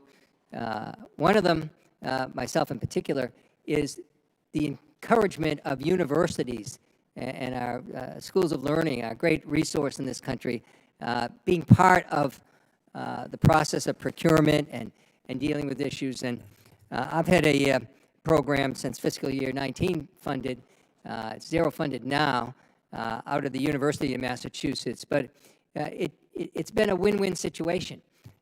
They work with the Undersea Navy College to bring students over. They're learning. They're part of it. Many of them are going on to help our defense industry going forward and undersea technology. And the research helps, as well as getting young people involved that are going to go into service of our country in these regards. So is there still a role for this university component as the Navy is looking at some of these contracts and agreements? Because I think it's important to emphasize, and I'm obviously concerned about this one that was zero funded, but I'm concerned generally too, because the universities come in and they're not a bottom line company or corporation that has to just first look at their shareholders first for profits. They're coming in, I think, with open eyes, and they give a different look to things. So is that something that I think can continue or should continue going forward in the process? Congressman, I think we need to look at every single aspect. I mean, MIT, Lincoln Labs, all these other industry, other centers of learning are so important to look at things a different way. I mean, as much as I love the Naval Academy, I can't have every single officer come from the Naval Academy. And again, we need people in the Merchant Marine as well. So U.S. Merchant Marine Academy produces amazing merchant mariners, but also Massachusetts and Maine Maritime Academies as well for our civilian merchant marines as well. So we need the whole country to roll up their sleeves and lean into this, whether it's research and development, technology, innovation, and as well as filling our officer ranks and our merchant marine ranks as well, sir. And I'll turn over to Admiral Caudle. He's got a lot more experiences in this as well. Sir, I'm glad you're championing this. I think it's important. It's this full spectrum for us. We need more R&D from universities, of course. We need more STEM degree-seeking students. We need more vocational private-public partnerships with vocational schools to generate the talent and the skill sets we need. And then, quite frankly, I actually leverage additional and unused space today to actually do my own Navy schools in partnership with universities to leverage their empty classrooms. So it's just across the spectrum of academia that we actually need to outgun this. So I completely agree with the Secretary on that. and fully committed to doing more there. Great. I'll follow up with that, but I thought that was the policy, and it's been working so well on so many fronts that are needs. I'm almost out of time. Another thing we're working on in procurement is just trying to get smaller companies involved instead of the larger corporations. And I had one in my district in New Bedford, and see if I can summarize this quickly. But they were told that unmanned warships were needed quickly. They ran through a competition called the Modular Attack Surface Craft Competition. And here's the concern with some of the smaller ones. And I'll just raise it, and you really don't have to answer it, but I just want you to hear it again. When they're doing this and they're trying to get capital in, these small companies, they're not like the large corporations in doing that. There's changes that occur in the process. So they're going into this with one prototype, and then after already selecting the companies, then they're moving to different prototypes. They're changing course. And that causes, for smaller companies, a great difficulty. So I'll just raise that as an issue, as a way to try and ameliorate some of those conflicts, because what happens with the smaller companies like that can offer so much innovation more quickly, they turn around and they lose their capital. They can't sustain that. So I just offer that as a comment. I thank you again. This committee has had a priority on working on the procurement issue, I think with some real success, and I thank you for your service. I yield back. Mr. Fallon, you're recognized. Thank you, Mr. Chairman. Ameliorate, that is a word I'm going to look up. Very good.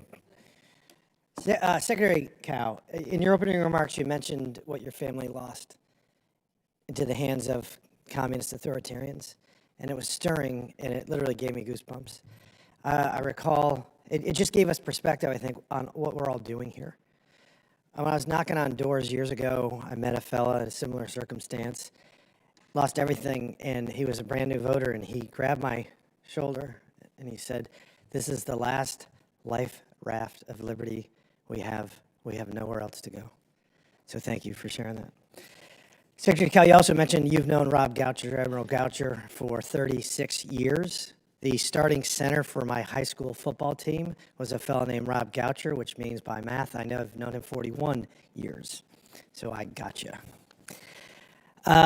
Looking over the materials to prepare for this hearing, I still noted that the afloat manning requirement were 20,000 shy. And we had missed recruiting goals in the past, and we hit them now. What I'd love to do is ask you and Admiral Caudle what you think, how we can help you and what you all are doing to ensure, number one, that we continue to meet our recruiting goals. Thank you so much for just all your comments, Congressman. Last year alone, we exceeded recruiting by 8,600 new entrants into the Navy, above what we did in previous years. This year, we're well above, we're going to meet above 11,000 more entrants. But we need to pay these guys, and this is why we need to pass this bill, sir, so that we make sure that we're giving the retention bonus and the enlistment bonus as well, and keep them in, as well as providing safe, clean, comfortable housing for them at the same time, getting them the right training they need. And so that's why I'm asking this body to please pass this bill, because we need it in order to pay our debt to these young men and women who raised their hands. And I want to add to give it over to Admiral Caudle for anything he might want to add. Just real quick, mission improves our recruiting and retention. People love what they do in the Navy. You will see record retention coming from the Forward Strike Group. It's just the opposite of the lay people think. As the Secretary said, they're not coming back head held low, they're prideful. And so our mission is what's recruiting and seeing record retention. But if any ask I would give you, when you grow the force the way we have with 10, 11, 12,000 additional recruits, my A school, C school pipeline can be impeded by infrastructure requirements. So, I need the infrastructure money to improve the barracks at my schoolhouses to make sure they got a place to sleep without being forced to a room. Well, Admiral, I appreciate your comments about the most valuable resource you have is your sailors and their heartbeat of the Navy, and I fully agree with that. General, it was great to see you again. I very much enjoyed meeting with you and your staff, high performers all around. Can you visit with me a little bit in the committee on being the one branch that has met the recruiting goals every year, why you think you did that, and what best practices you can share with the other services? Well, sir, we have a systematic recruiting system. We have a professional recruiting force, which combines with those Marines who are assigned to recruiting duty. We hold them accountable for their mission, just like we hold all Marines accountable for their mission, and we reward them when they successfully complete a recruiting tour, and we relieve them when they don't meet their mission. I mean, it is a simple, you're required to go recruit this many people. If you fail that mission, we relieve you and move you on. If you successfully complete it, you're rewarded, and you're sent back to your MOS. We have a professional element of our recruiting force. We call them 84 Wonderfuls, 84 12s. They are full-time recruiters, so we combine full-time recruiters with those who are sent out through the recruiting school. We have a very professionalized recruiting force. We do systematic recruiting. You make so many phone calls, you get so many contacts leads to so many contracts. We have great relationships with our high schools. We have full and open access to high schools, and our recruiters are just working hard. They're Marines. They don't know how to fail. Hoorah. In the time we have left, Mr. Secretary, the pilot retention, can we talk a little bit about that, what we need to do? Or Admiral, want to just jump in there real quick, because I noticed that we're having a little bit of an issue with that as well. Again, sir, it's going to be about the retention bonuses and reducing the PCS, but I'll turn over to Admiral Caudle real faster. Thank you.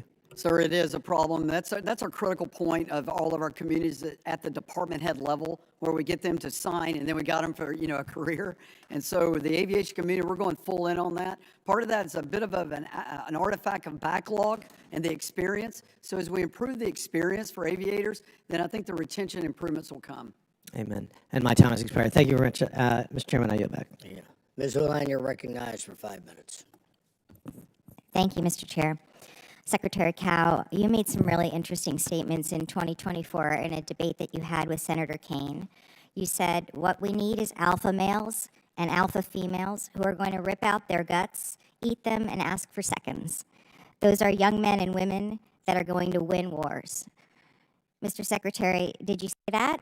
And do you stand by that? Absolutely, ma'am. I did say that, and I stand by it. I commanded Naval Diving Salvage Training Center. We had one standard only. It doesn't matter if you're man, woman, black, or white, because the sea is unforgiving, and things like war and hardship is going to kill you the same. Perfect. My job is to make sure they live. I agree with you. Yes, ma'am. And I'll stop you there. Mr. Secretary, it is really wonderful to hear that you're supportive of everyone serving in the military, brown, white, black, or women, as you mentioned, especially the alpha ones, and I agree with that as well. I was wondering if you might share that support of those kinds of people, women included, with Secretary Hegseth, because it seems as though he has a very different perspective on that. Congresswoman, Secretary Hegseth and I are in line that as long as you meet the standards, then you're ready to serve. Perfect. And then my next question, Mr. Secretary, is since you are supportive, and apparently Mr. Hegseth is as well, of women in service, or at least of gender-neutral standards, I'm hopeful that you might take a look and be supportive of a bill that supports removing gender standards from service so that everyone is able to fit one standard. It's a bill called the Warrior Act. It's a bill that I've introduced, and it would codify or put into law these standards of gender-neutral requirements to make sure that everyone, women included, who's qualified to serve would be able to. Would you be supportive of that, sir? Congressman, if they meet the standards in accordance with the rules and regulations, then again, I'm not a member of this House, so I can't support or not support. I would love it if you would take a look at that, because it is not without precedence that people such as you are supportive of ideas that come out of the Congress. And this Warrior Act is something that, given your stance on these issues, I would imagine that you would be supportive of. And it sounds as though, given your relationship with Mr. Hegseth and your understanding of his belief, that he should also be supportive of it as well. Sometimes, unfortunately, we actually have to put things in law that are common sense, and I would love it if you take a look at the Warrior Act. Similarly, one of the things that's frustrating to me, and it's come up in this conversation quite a few times, is that it's totally true that we need to be the most lethal force in the world in order to be successful. But we have, for whatever reason, begun to undermine the fact that bronze is not enough, that we also need to have brains to be able to be successful in the military, and that technology and STEM education and all of those kinds of things are just as important as having somebody who's strong enough to carry a person. And one of the things that I'm really frustrated by in these conversations is we have maligned education, we have maligned research, we have maligned all of the things that make it possible for us to not only have lethality in our bronze, but also lethality in our brains. Admiral, I'd love it if you talk a little bit more about the fact that you have hit now 3 times during this hearing on the importance of STEM education. Well, Congresswoman, I mean, I hold 4 degrees myself, including a doctorate, so I am a lifelong learner and firmly believe in everything you're saying, that everyone should be a lifelong learner. So STEM education is extremely important in this. And I'm always in close collaboration with our Naval Academy and the ROTC units and, of course, the other programs, OCS, and making sure that the pie chart of STEM coming into the Navy is proper. I have to tension that a bit. You know, as far as, you know, sex-based differences, you know, one of the things that really has opened that up is women in submarines and some of the other initiatives who have a preponderance of the STEM degrees.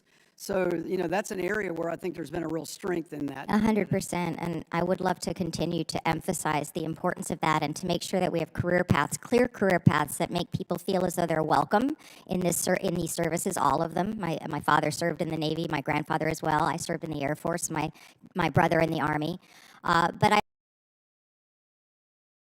also want to make sure that we stop and knock off the nonsense of maligning places like Harvard or MIT. Those things have both come up now. We work so hard to be not just the best military in the world, but also to have the best schools in the world. And it's really, really important that we do that as well. I appreciate your time, gentlemen, and I yield back. Mr. Moylan, you're recognized. Thank you, Mr. Chairman. Mr. Secretary, congratulations. I'm glad we had the opportunity in your previous position, but I understand you're still holding that as well as being the S-Dog for our Indo-PACOM area. It's a wonderful experience I've had with you. I appreciate the visits that you have gone to Guam and the conversations that you had, making sure Indo-PACOM is really protected. I'm very proud and I'm very happy that you're selected for the Secretary. Thank you so much. Admiral, I want to say thanks for mentioning the submariners on Guam. I tell you, I had a few conversations with a few of them, young folks too, and some of them even married on different ships, but it's really interesting how excited they are to be in the submarine, because in Guam, once you pull out the dock, you just go out a little drive and you're down deep as fast as possible. It's quite exciting. They tell me all about it. I wouldn't want to get on that sub. I'm an Army guy, but I'm glad they're there, and I appreciate your support in the Indo-PACOM area as well. General, thank you. Guam has had a great experience with the Marine Corps since World War II. We're looking forward to the Marines coming on back as we continue to do the build-up. Camp Ben Boss, our first Marine general from Guam, fine name for that camp. And driving down Marine Corps Drive, I'm looking forward to seeing the Marines occupy that camp as soon as possible. So I thank the Marines, and I'm glad we had this, and I thank you all for your interest in the most western soil of the United States of America, that being Guam. Thank you so much for that. Secretary, we had the opportunity, I thank you for coming to my office also with Assistant Secretary Rogers. We were discussing the housing issue on Guam. As we had this build-up, we're a small island, it's quite difficult to keep up with the demand of housing. So we roughly have $300 million that's been requested for housing construction in Guam for 2027. And can you discuss what are your efforts for your department on taking to reducing the military demands on the housing market in Guam, and can provide us some more updates how the department plans to reduce reliance on existing housing stock while accommodating more focus stationed in Guam? Congressman, thank you so much for your kind words. I mean, what an amazing country this is, that 51 years ago when I landed in Guam as a refugee, that I came back as a senior defense official Guam. And only in America can something like that happen. And I think that God is kind of laughing. The Lord is kind of has a sense of humor in this. So in terms of housing in Guam, we are looking at the most economical way to develop there for our military members, as well as giving a little leeway for the population there. I know that we talked about making sure that people aren't getting gouged, which drives up the cost of the housing. But I also understand all the problems that happened with Typhoon Marwar that happened there. So we will continue to work together, Congressman, in order to make sure that we're developing Guam in the most expeditious manner, including what we did recently with the working with the Department of Transportation for the guarantee cranes at the port there as well, sir. We're going to fight for Guam, and we're going to fight from Guam, and that's why Guam is so important to us, sir. Thank you for that. Also, in addition to the housing, we have the power situation. We're so small, right? We're sharing with the Guam Power Authority, but we're also talking about the small modular reactors. But there still has to be a balance, since there's a lot of workforce outside and not all the small nuclear reactors, if that does come. And by the way, in law, we also put there's a 1-year notification before that does come to the island if it is planned and goes forward. Just make sure you're awareness of that. But how do you plan to work the Guam Power Authority into your plans as we build up the power grid needs? Congressman, again, we need power for the defense of Guam with all the Guam defense systems out there. So we will work hand in hand with the government of Guam in order to ensure that we stabilize the energy there, as well as secure it. I mean, as you know, the Chinese have been trying to hack into Guam for years, and so we need to secure the IT infrastructure in Guam as well, while we're securing the water and the power supplies for the island. Thank you, Mr. Secretary. General, are the Marines coming to Guam? Give us an update. Sir, we are. We are building out Camp Blas, as you know. We're going to occupy that in accordance with the DPRI, the Defense Posture Review Initiative, but we are coming to Guam, and we're excited about it. Thank you. Looking forward to coming back to Guam and staying on Guam. Yes, sir. Thank you. Mr. Chair, you're back. Mr. Golden, you're recognized. Thank you, Mr. Chair. Good morning, gentlemen. I have to confess I was a little bit dismayed to see that the President's budget request included procurement for only one destroyer, down from the usual 2 or 3 under previous administrations. I heard just yesterday from General Dynamics in a public setting that this week demand signal, if approved by Congress, would trigger layoffs at Bath Iron Works as soon as next year. So imagine my surprise when I next received the U.S. Navy shipbuilding plan, which said the department seeks congressional authority to build ships with foreign labor in foreign yards. And sir, I've read the plan. You aren't just proposing sending American workers to learn from foreign builders, which, as an aside, I don't think you would want to go to a yard of American workers and tell them that you think they need to go overseas to learn their craft. On page 37, it says you want to build hulls in foreign yards, and you specifically say you intend to seek authority in this year's defense bill to build entire ships and hulls of others overseas. Stop and think about that. In the same year that American shipbuilders might get laid off, the U.S. Navy wants to employ foreign workers. Good luck selling that as anything but a one-for-one trade-off. I can't believe the Navy would even consider it, and it would be an absolute shame if the Congress approved it. Secretary Hegseth was before this committee just a few weeks ago, and we talked a little bit about shipbuilding, so I've already heard a part of the justification, the backlog of ships. I don't blame the Navy for wanting more surface ships in the fleet, but sir, there are no shortcuts to building a first-class combatant ship. I've stood on foreign ships before, and compared to ours, I thought it felt like it was made out of plastic. I kid you not. I think you'd have a hard time going to your sailors and asking them how they feel about going into a fight, essentially on a hunk of junk. I would challenge the administration to claim that American shipbuilders don't build it best, especially the shipbuilders from my state, where everyone knows the phrase, Bath built, best built. There's many levers the Navy could pull to speed up ship construction.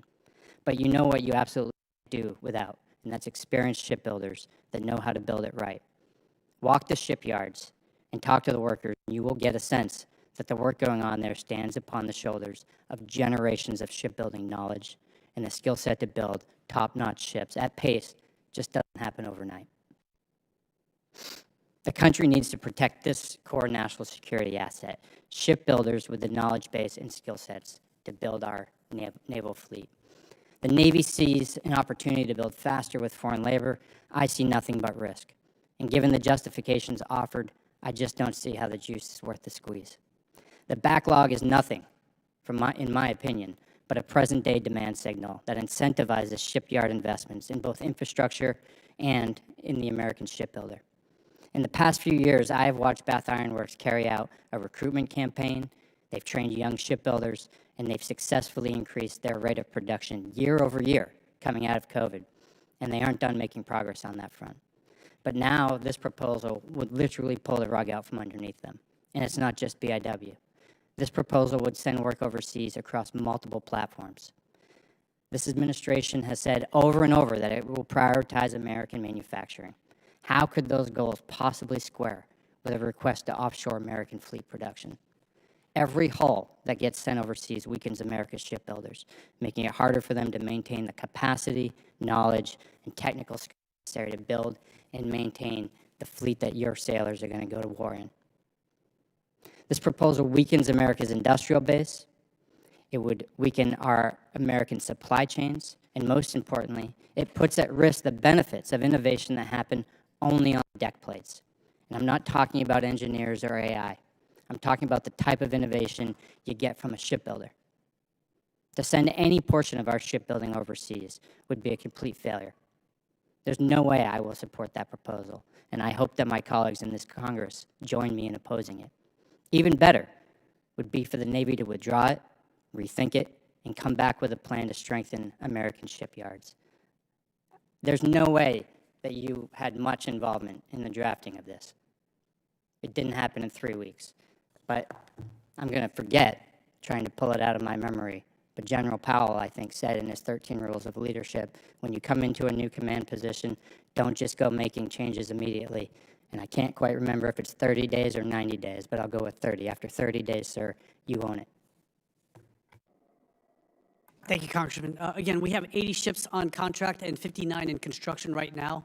And I just need for Bath Iron Works, if they can, again, I would love to add 10 destroyers in every year if we could. You guys can finish this conversation later. The gentleman's time has expired, and I know you will. Dr. McCormick, you're recognized. Thank you, Mr. Chair. It's great to have you all here. It's near and dear to my heart as both a Marine Corps and Navy veteran. Welcome and congratulations for passing 3 consecutive audits, and congratulations to your son for becoming a Marine Corps officer. I'm really excited about that. I'm a little jealous. Ronnie Jackson just had his son commissioned in the Marine Corps as well, as you know, and congratulations for having 4 degrees. I'm a little jealous of that too. One of the interesting things that came up, you expressed in your opening remarks the greatness of having 3 Marine Expeditionary Units deployed at any given time to react to all the things that are going around the world. The Assistant Commandant came here and actually testified that we needed, basically, in order to sustain those 3 ARG/MUs, basically a 40-ship amphibious fleet. Do you agree with that? I do, sir. It's a combination of making what we have more ready and a combination of that combined with buying new. Okay. Admiral, one of the things that I saw in your 40 amphib ships doesn't really match your plan. I looked at your plan, and the last time I saw the Navy's 30-ship building plan tops out at 35 amphib ships, and that is in 2055. Am I incorrect in any of that reading? Sir, I can tell you, I think until recent, meaning within the last year, have we come and become aligned on 3.0. And so the Navy was committed to 31. And when we, really, realized, I am all about 3.0, that I needed some space to go understand the 4th generation process, losing the Bahamas Shard hurt, all the things that we're doing to improve the readiness before I can land a full number. But if you just do 3.0 ARG/MU, that's 9 ships. If you say a 4 to make 1 or a 5 to make 1, that lands somewhere between 36 ships and 45 ships. Yeah. So, initial rough order of magnitude 40 ships, that can't be that far off. So when I'm a simple Marine, I only can get up to 20 because I run out of toes and fingers. So your degrees outmatch my fingers in many ways. But when I turn to the secretary, who I consider a friend and I've spent time with, and I say, how do we reconcile those numbers when our best ship contract is 6 months behind and, and about 150% over budget? And we do have shipping problems here in America. And I get the challenge where we've fallen behind. I went to Japan and Korea recently and looked at their shipbuilding. What are they doing differently? how they modernize, how they've gotten better at us than us. I mean, they deliver almost every ship under budget and on time. We never do that. And our shipping industry has basically clapped on itself. No offense to the guys who do it, but we're obviously not doing something right. And so I applaud you for thinking outside the box. Whatever the answer is, bringing in their abilities, bringing in their technologies, bringing in their management skills, whatever it is, we need to change business, obviously. I'm trying to ask the Secretary, how do we reconcile the difference between 40 and 35 ships, and how do we get back on time? It's not just the way we contract, it's the way we build.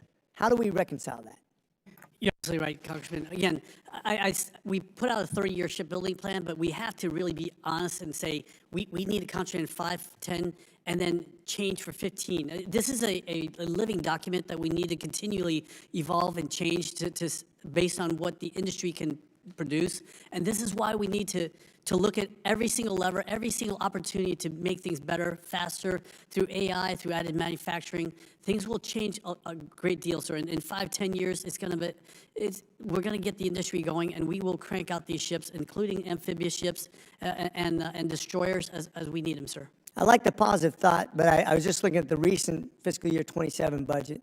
I noticed the LHA 8 and 9 are both a year behind now. And we obviously, that's exactly what we're talking about right now, is the amphibious fleet. And I know the positivity's there, but I'm looking for, I don't care if we have to build ships overseas or whatever, but I want to bring that technology back. I want to bring that know-how back. I want to bring work ethic back. I want to bring all the things back to America that made us the leaders in the world originally. What is the specific plan to get American production back on track? Love our ship workers, but something's broke for sure. That would be more shipyards, Congressman, and more getting the youth to come in. We're looking at 540,000 jobs in order to build all these ships, not just our warships, but also commercial ships.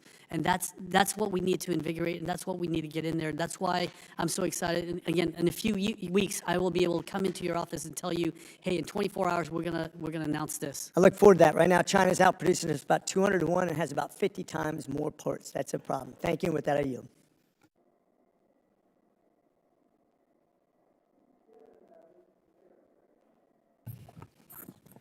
Thank you, Mr. Chairman, and thank you all for being here today. It's good to see you.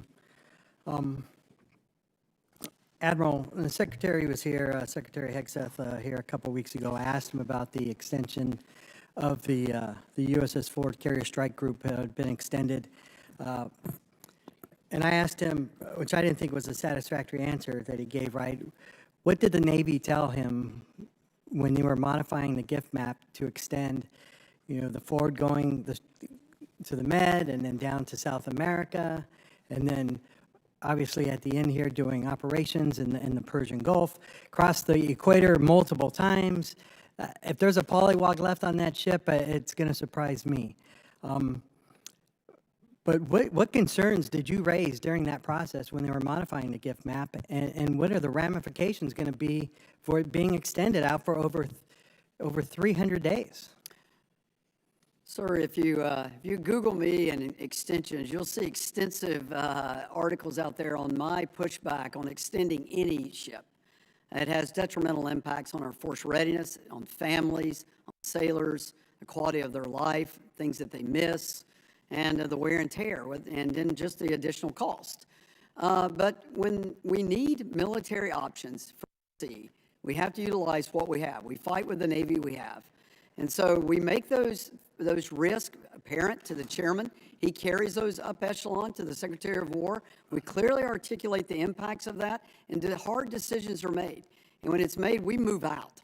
And then we conduct those operations, and you see our sailors rise to that occasion. And believe me, I know our sailors and our Marines and all our forces, right, are going to rise. They're going to do what needs to be done whenever the situation calls for it. I have no doubt about that.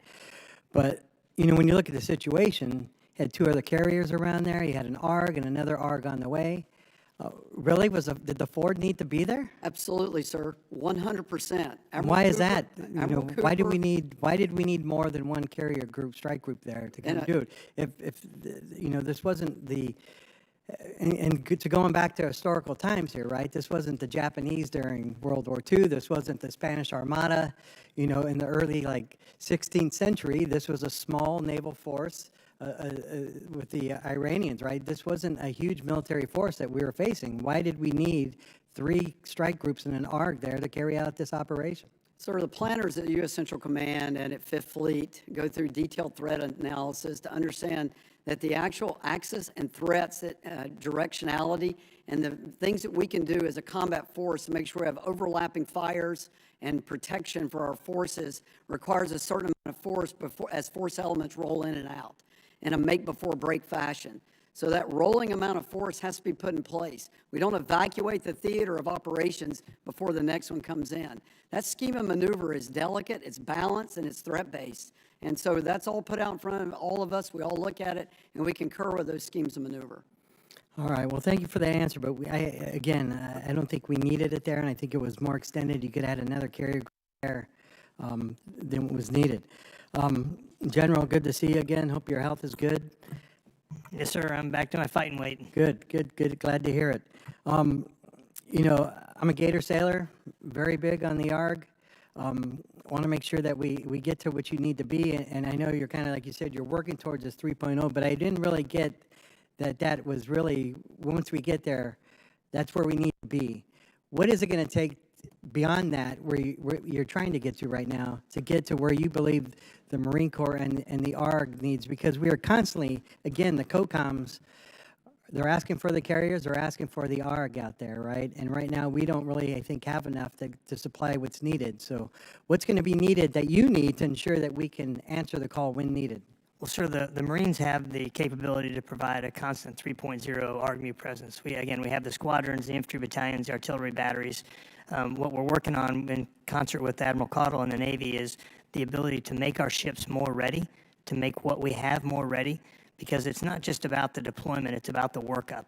Because as I often say, the first time you land on a pitching rolling deck shouldn't be at night on your way to a fight. You got to have a 6-month workup, or at least most of a 6-month workup, followed by a 6-month deployment. And then you have to have downtime, because those sailors and Marines, they signed up to deploy, but they also have families and they want to come home.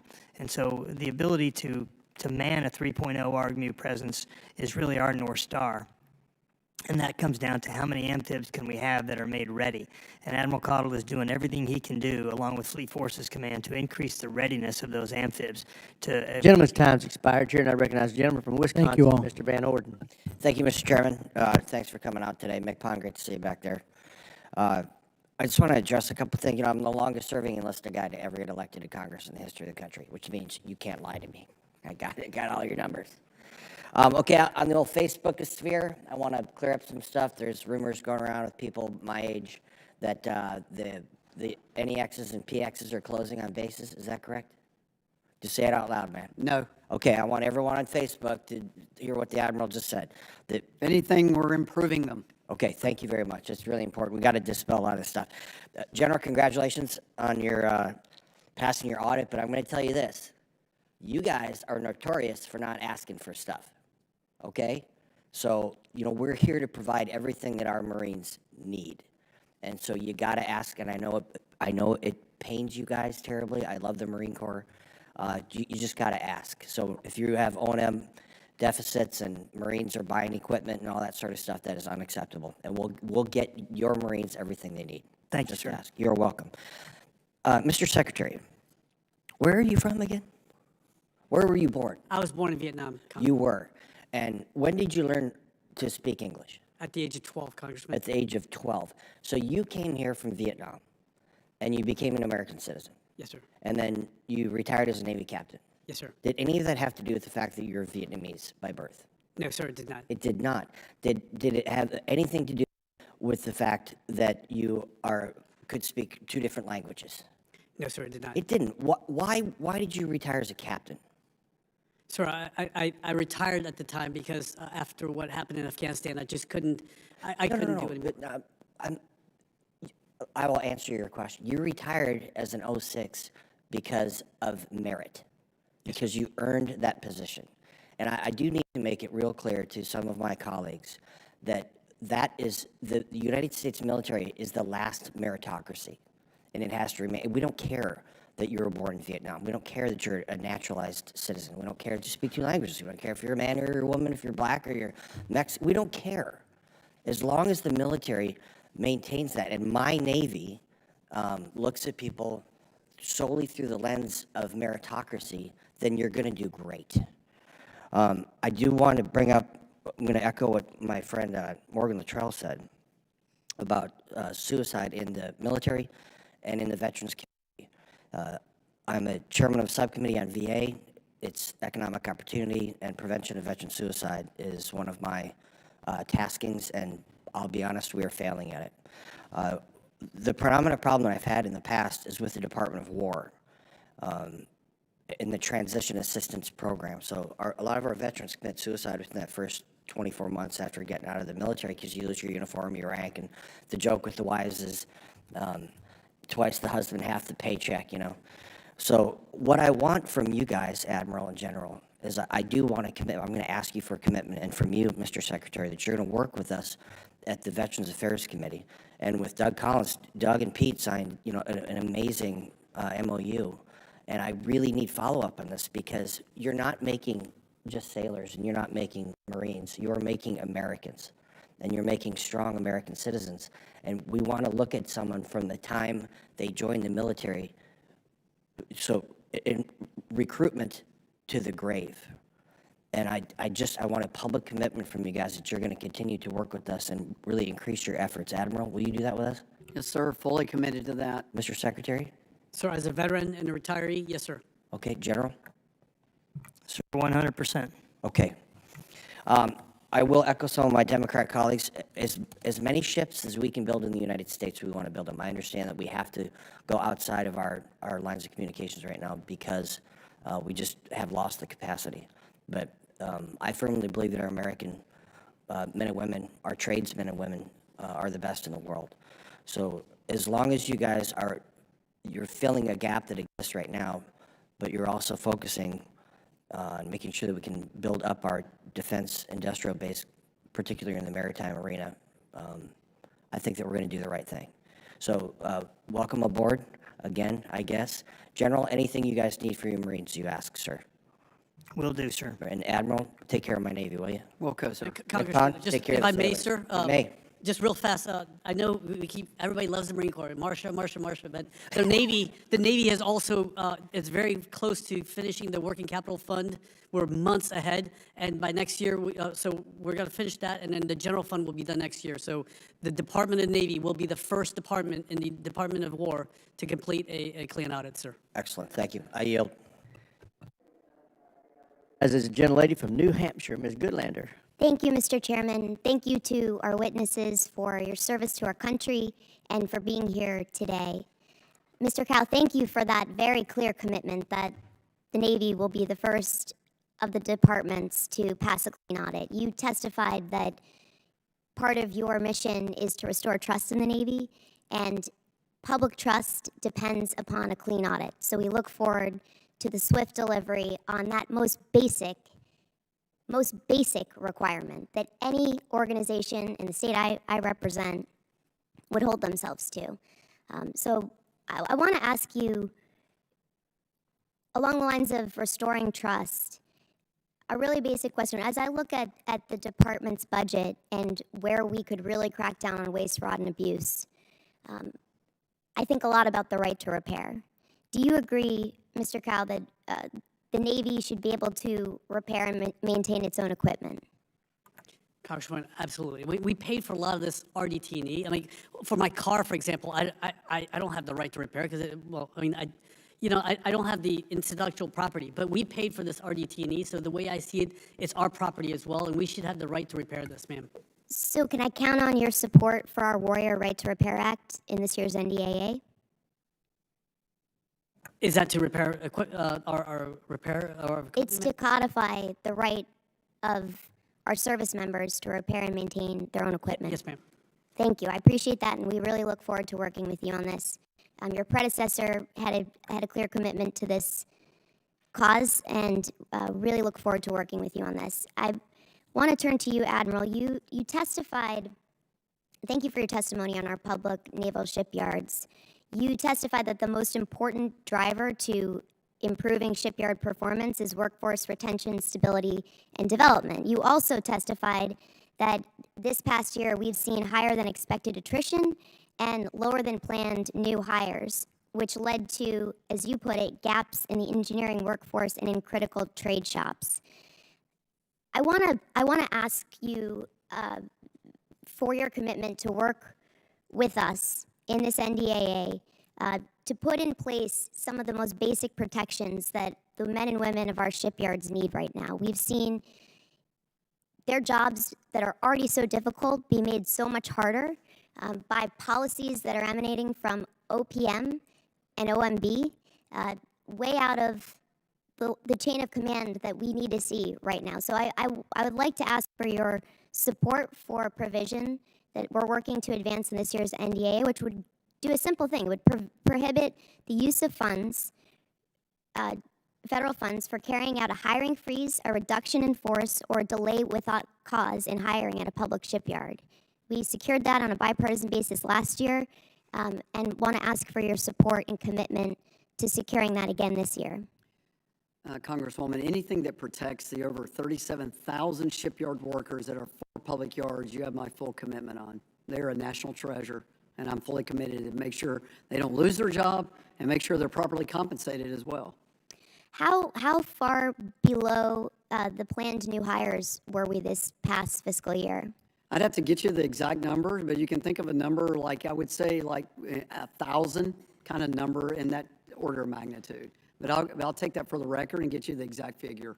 I appreciate that and would love to be kept closely updated on this. This shouldn't be so difficult. We have patriotic people all across this country in my home state who are eager to serve, and the red tape and the bureaucratic nonsense is harming our readiness and really setting us back so unnecessarily. So I appreciate your commitment. Mr. Cow, can we count on your commitment to work with us on these provisions? Absolutely, ma'am.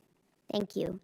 I want to turn finally to the submarine industrial base. You know, New Hampshire small businesses are critical suppliers to our submarine industrial base, and what I've seen again and again is that our second and third tier suppliers have been challenged by a whole range of factors.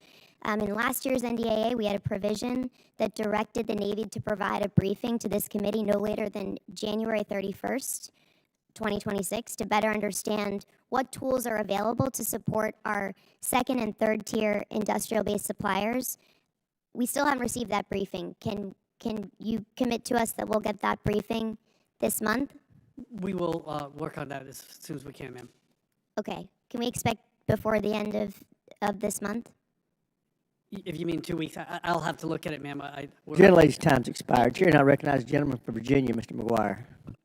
Thank you, Mr. Chairman. I'd like to thank our witnesses for being here with us today. I want to start by recognizing the sailors and Marines of the USS Gerald R. Ford Strike Group after a historic... You need to pull that microphone a little bit closer. Thank you, sir. Thank you, Mr. Chairman. I want to start by recognizing the sailors and Marines of the USS Gerald R. Ford Strike Group. After a historic record-setting deployment, they're finally almost home to Virginia.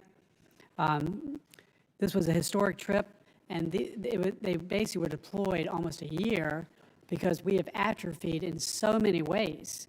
And the CCP, for example, has more submarines. They have more ships, more airplanes, more tanks than us, and which is why this budget is so important. This budget gives our sailors and Marines the resources they need to do the job the nation asks with them without having to stretch the fleet to a breaking point. And Secretary Cow, both the Navy and the Marine Corps met recruiting goals last year, and you are on track to do it again this year. What would you say is the driving factors for the recruiting success, and are your quality of life efforts making an impact on retention? So the main thing is the leadership. They know that we have their backs now, and that's what's so important. Look, our enlisted ranks are the backbone of this military. This is, you can talk about the Chinese fleet all day long, but they don't have what we have. The secret sauce is in our enlisted ranks. That's what drives our military. You can be an E9 in the Chinese Navy, and all you can do is sweep the floor. But here, our E3s are plane captains on the USS Gerald R. Ford. This is the difference, sir. Okay, Admiral Caudle, I know there have been many conversations and questions over the past few days regarding the news that the Trump-class battleship will be nuclear powered. And as you know, Virginia has a long history of nuclear shipbuilding. What specific design plans can you share at this point and can speak to how nuclear power would enable this system to be successful? Sir, we walked away from surface nuclear power decades ago, and that was one of the largest mistakes the Navy ever did, and we're bringing it back. We need nuclear-powered surface ships to sustain combat operations with our nuclear-powered aircraft carriers. Imagine what that would have looked like in the Arabian Gulf if I'd had a nuclear-powered battleship there to give the air and defense and fires power that it could sustain while I rotate, ships that roll that need gasoline around it. So the imperative for this is crucial to develop that level of payload capacity. We intend to, with all we can do, use pull-through technologies. Things from that we've worked on with DDGX. It will have the SPY-6 radar. It will have the Baseline 10 Aegis combat system. It will pull through, of course, the A-1B Ford-class reactor plan and all the design that goes with that. The only thing inherently new to it will be the actual hull itself. And so most of the fixtures in it, and I would say the directed energy and upgunning, that will also be new. Awesome. And for the Commandant, General Smith, talk to me about how important it is to have more amphibious ships. Well, sir, as I've said, the Amphibious Ready Group Marine Expeditionary Unit is the Swiss Army knife of the Joint Force. It can do a little bit of everything. It is a combat formation that is deployable globally. It can move hundreds of miles in a day. It can conduct non-combatant evacuation operations. It can conduct strike. It can conduct humanitarian assistance, disaster relief. It is the Swiss Army knife of the Joint Force, and it is the second most called for item in the DoD inventory by the combatant commanders. We love the Marine Corps. Hoorah, sir. And by the way, Admiral, really appreciate you and the Secretary and what we're doing to take care of our Navy and our Navy sailors and our Marines. And by the way, BWXT, as you know, is in my district, but we also have ATDM, Advanced Training Defense Manufacturing, and we talked about that earlier, and we talk about how we have a need to step up our game and how many ships, how important are places like ATDM? I just need to rinse, lather, and repeat, sir. I need them all over the country. People ask me what they can do to bolster our defense and maritime industrial base. That's the model. And so I need more of that so that we can expand the recruiting palette that the shipyards, recruit from. Most shipyard workers come within 5 to 10, 15 miles from the shipyard. We need to have countrywide recruiting and development, and that's part of that plan that we need to do. Well, I agree with the Secretary, and I agree with my friend Derek Van Orden here, is that we want to build all ships and submarines and things in the United States, but we have atrophied for whatever reason. So we have to have partners, go there, learn what they're doing, and grow the American defense industrial base. We really appreciate all of your services. Thank you so much. Gentleman yields back. Chair, and I recognize Jen Lee from California. Ms. Jacobs. Thank you, Mr. Chairman. Secretary Cow, the think tank CSIS estimates Operation Epic Fury cost roughly $900 million a day, about $3.7 billion in the first 100 hours, with $10 to $16 billion in munitions fired in the first 4 days. Your FY27 budget requests $82.6 billion for operations and maintenance from this committee. What portion of that is just buying back what we shot in Epic Fury versus funding the Navy's readiness going forward? Congresswoman, thank you for that question. None of this budget was built before Epic Fury, this is why we will require supplemental in order to pay for all the munitions and the operations and maintenance that comes with it. Okay, because, with the fleet already 20,000 sailors short on sea billets, I'm concerned that this $340 billion is not actually going to be what you need in terms of buying the ships, the sailors, the magazine depth to sustain what will likely be a sustained CENTCOM presence for years in the Strait of Hormuz. So can you commit to deliver to this committee the department's current assessment of commercial shipping transit through the Strait under U.S. escort, Iranian acquiescence, or neither, along with the Navy's fourth generation plan for sustaining the presence required through FY27? Congressman, we will provide whatever information you need. Again, this is still an ongoing operation. As of yesterday, they're still launching over 100 one-way attack drones and more than 3 or 4 dozen cruise missiles at us. So the operations are still going on. Even though there's a ceasefire, they're still firing at us, ma'am. Sure. But the president said it was over, and now you're saying it's ongoing. So you can understand why we, as the committee that's trying to figure out what you're actually going to need some more information from you all. Yes, ma'am, absolutely. But yes, our operations, our kinetic operations have finished. We're just protecting other people, and that's what we're doing with that. The Iranians are still shooting at Allied shipping and just being belligerent, ma'am. Okay, well, we would like to know what you all in the Navy are going to need to sustain either this U.S. escort presence or this blockade or, whatever we're doing. So please get that to us. General Smith, as you know, I represent San Diego, the largest military community in the country. There are many reports of the strain on our Marine and Navy families across San Diego. We know Marines are trained for accelerated departure. You guys are first out. This is what you train for, but that doesn't make it any easier on the families, and especially with the lack of information on timelines. And, I talked to one family support counselor who described the current situation in San Diego as panic and worry at levels they had not seen in recent years. And honestly, the family members I talked to, they don't know what support systems are available to them while their family members are deployed. What specific resources, family readiness programs, mental health support, chaplain services, etc., are currently funded and active for the families of the 11th MEU? Ma'am, the 11th MEU has family readiness coordinators who are active duty members who support the families who are back home, and then they have a family support network, which is comprised of the spouses who are going to keep a phone tree, so to speak, to keep themselves informed. And then the command has the responsibility to keep those families informed via those coordinators. Okay, well, whatever is happening is not enough. Families are not getting what they need. And I'm glad you brought up the family readiness coordinators. I asked Lieutenant General Bowers this at a military personnel subcommittee last month, but there's been recent news that the Marine Corps is phasing out its civilian personnel and family readiness program. These positions are needed now more than ever. These coordinators work with commanders to provide insight on quality of life for Marines and their families, relay information to spouses.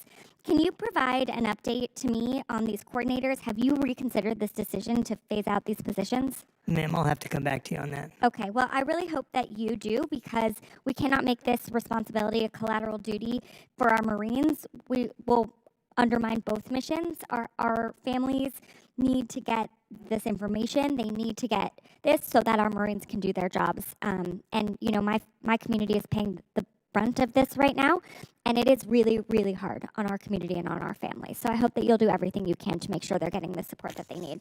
Mr. Chairman, I yield back. Gentlelady yields back. Chair, and I recognize the gentleman from Indiana, Mr. Mesmer. Thank you, Mr. Chairman, and thank you for our witnesses for being here today. Secretary Cow, the U.S. Navy's 2026 shipbuilding plan says distributed shipbuilding is about 10% today, and the goal is to get to 50%.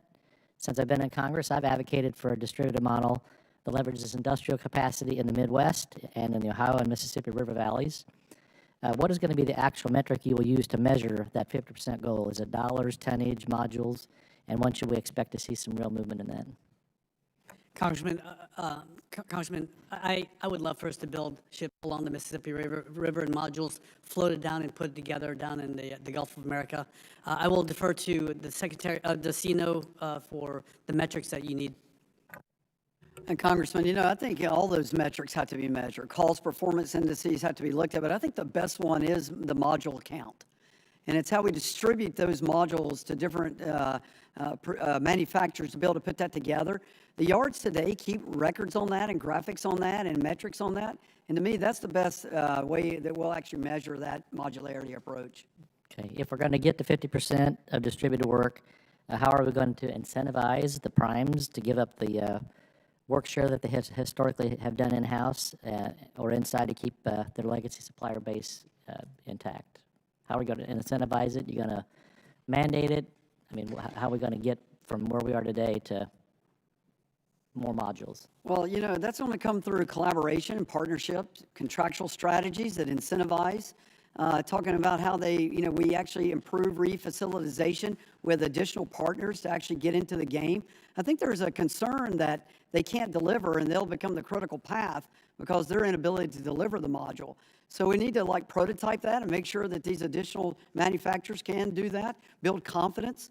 And then when when the actual demand signal gets there and the prime yards realize they're actually making more money by this approach, I think it'll solve itself. Okay. Very good. Mr. Secretary, your shipbuilding plan says the department accepted proprietary, locked-in, and undervalued its IP rights in ways that degraded organic maintenance. Is part of that reason? Is that part of the reason the Navy still struggles to sustain the legacy Spy-1 radar systems? Congressman, again, Spy-1, a lot of the pieces and parts are no longer constructed, but again, you're right. We need to have the right to repair. We need to be able to get in there. Our sailors are just so talented, and they can fix anything. I've seen this with my own eyes in combat, where if something goes down, they're working all day and all night to get these things up and going. And it's just very difficult to get a contractor out there in the middle while you're getting shot out in the Straits of Hormuz. So, yes, sir, this is why we need to make sure that we have right to repair is yes, sir. Very critical. Thank you. Admiral Caudle, is the USS Zumwalt still on track to conduct the first afloat conventional prop strike test in 2027? And what's your realistic timeline for that weapon system to reach initial operation capability? Sir, I think it is on track to do that test, and I think its IOC for that will be probably in the late part of this decade before I would claim that it's fully ready and operational. Okay. Reporting indicates the Navy is considering replacing the Spy-3 radar with a Spy-6. Will this shift create additional schedule or cost risk for CPS fielding and delay the Navy's plan to bring the full Zumwalt class online with a hypersonic capability? Not according to our plan. And so, we're working hard to make sure that stays out of the critical path for the delivery of Zumwalt's capability. Okay. With only 3 ships in this class, can the Navy realistically meet the Indo-PACOM present requirements for this weapon system, or is the force simply too small to provide persistent operational impact? So we're looking at crewing models for that to make sure that we're doing that right. You can see that it's almost a natural fit to what we did with SSGNs, where we had a blue and gold crew for that. Mm-hmm. So I'm looking at different models to actually maximize our operational availability of a 3-ship class, to actually keep one on station most of the time, and then rotate changes of command in theater. Okay, thank you.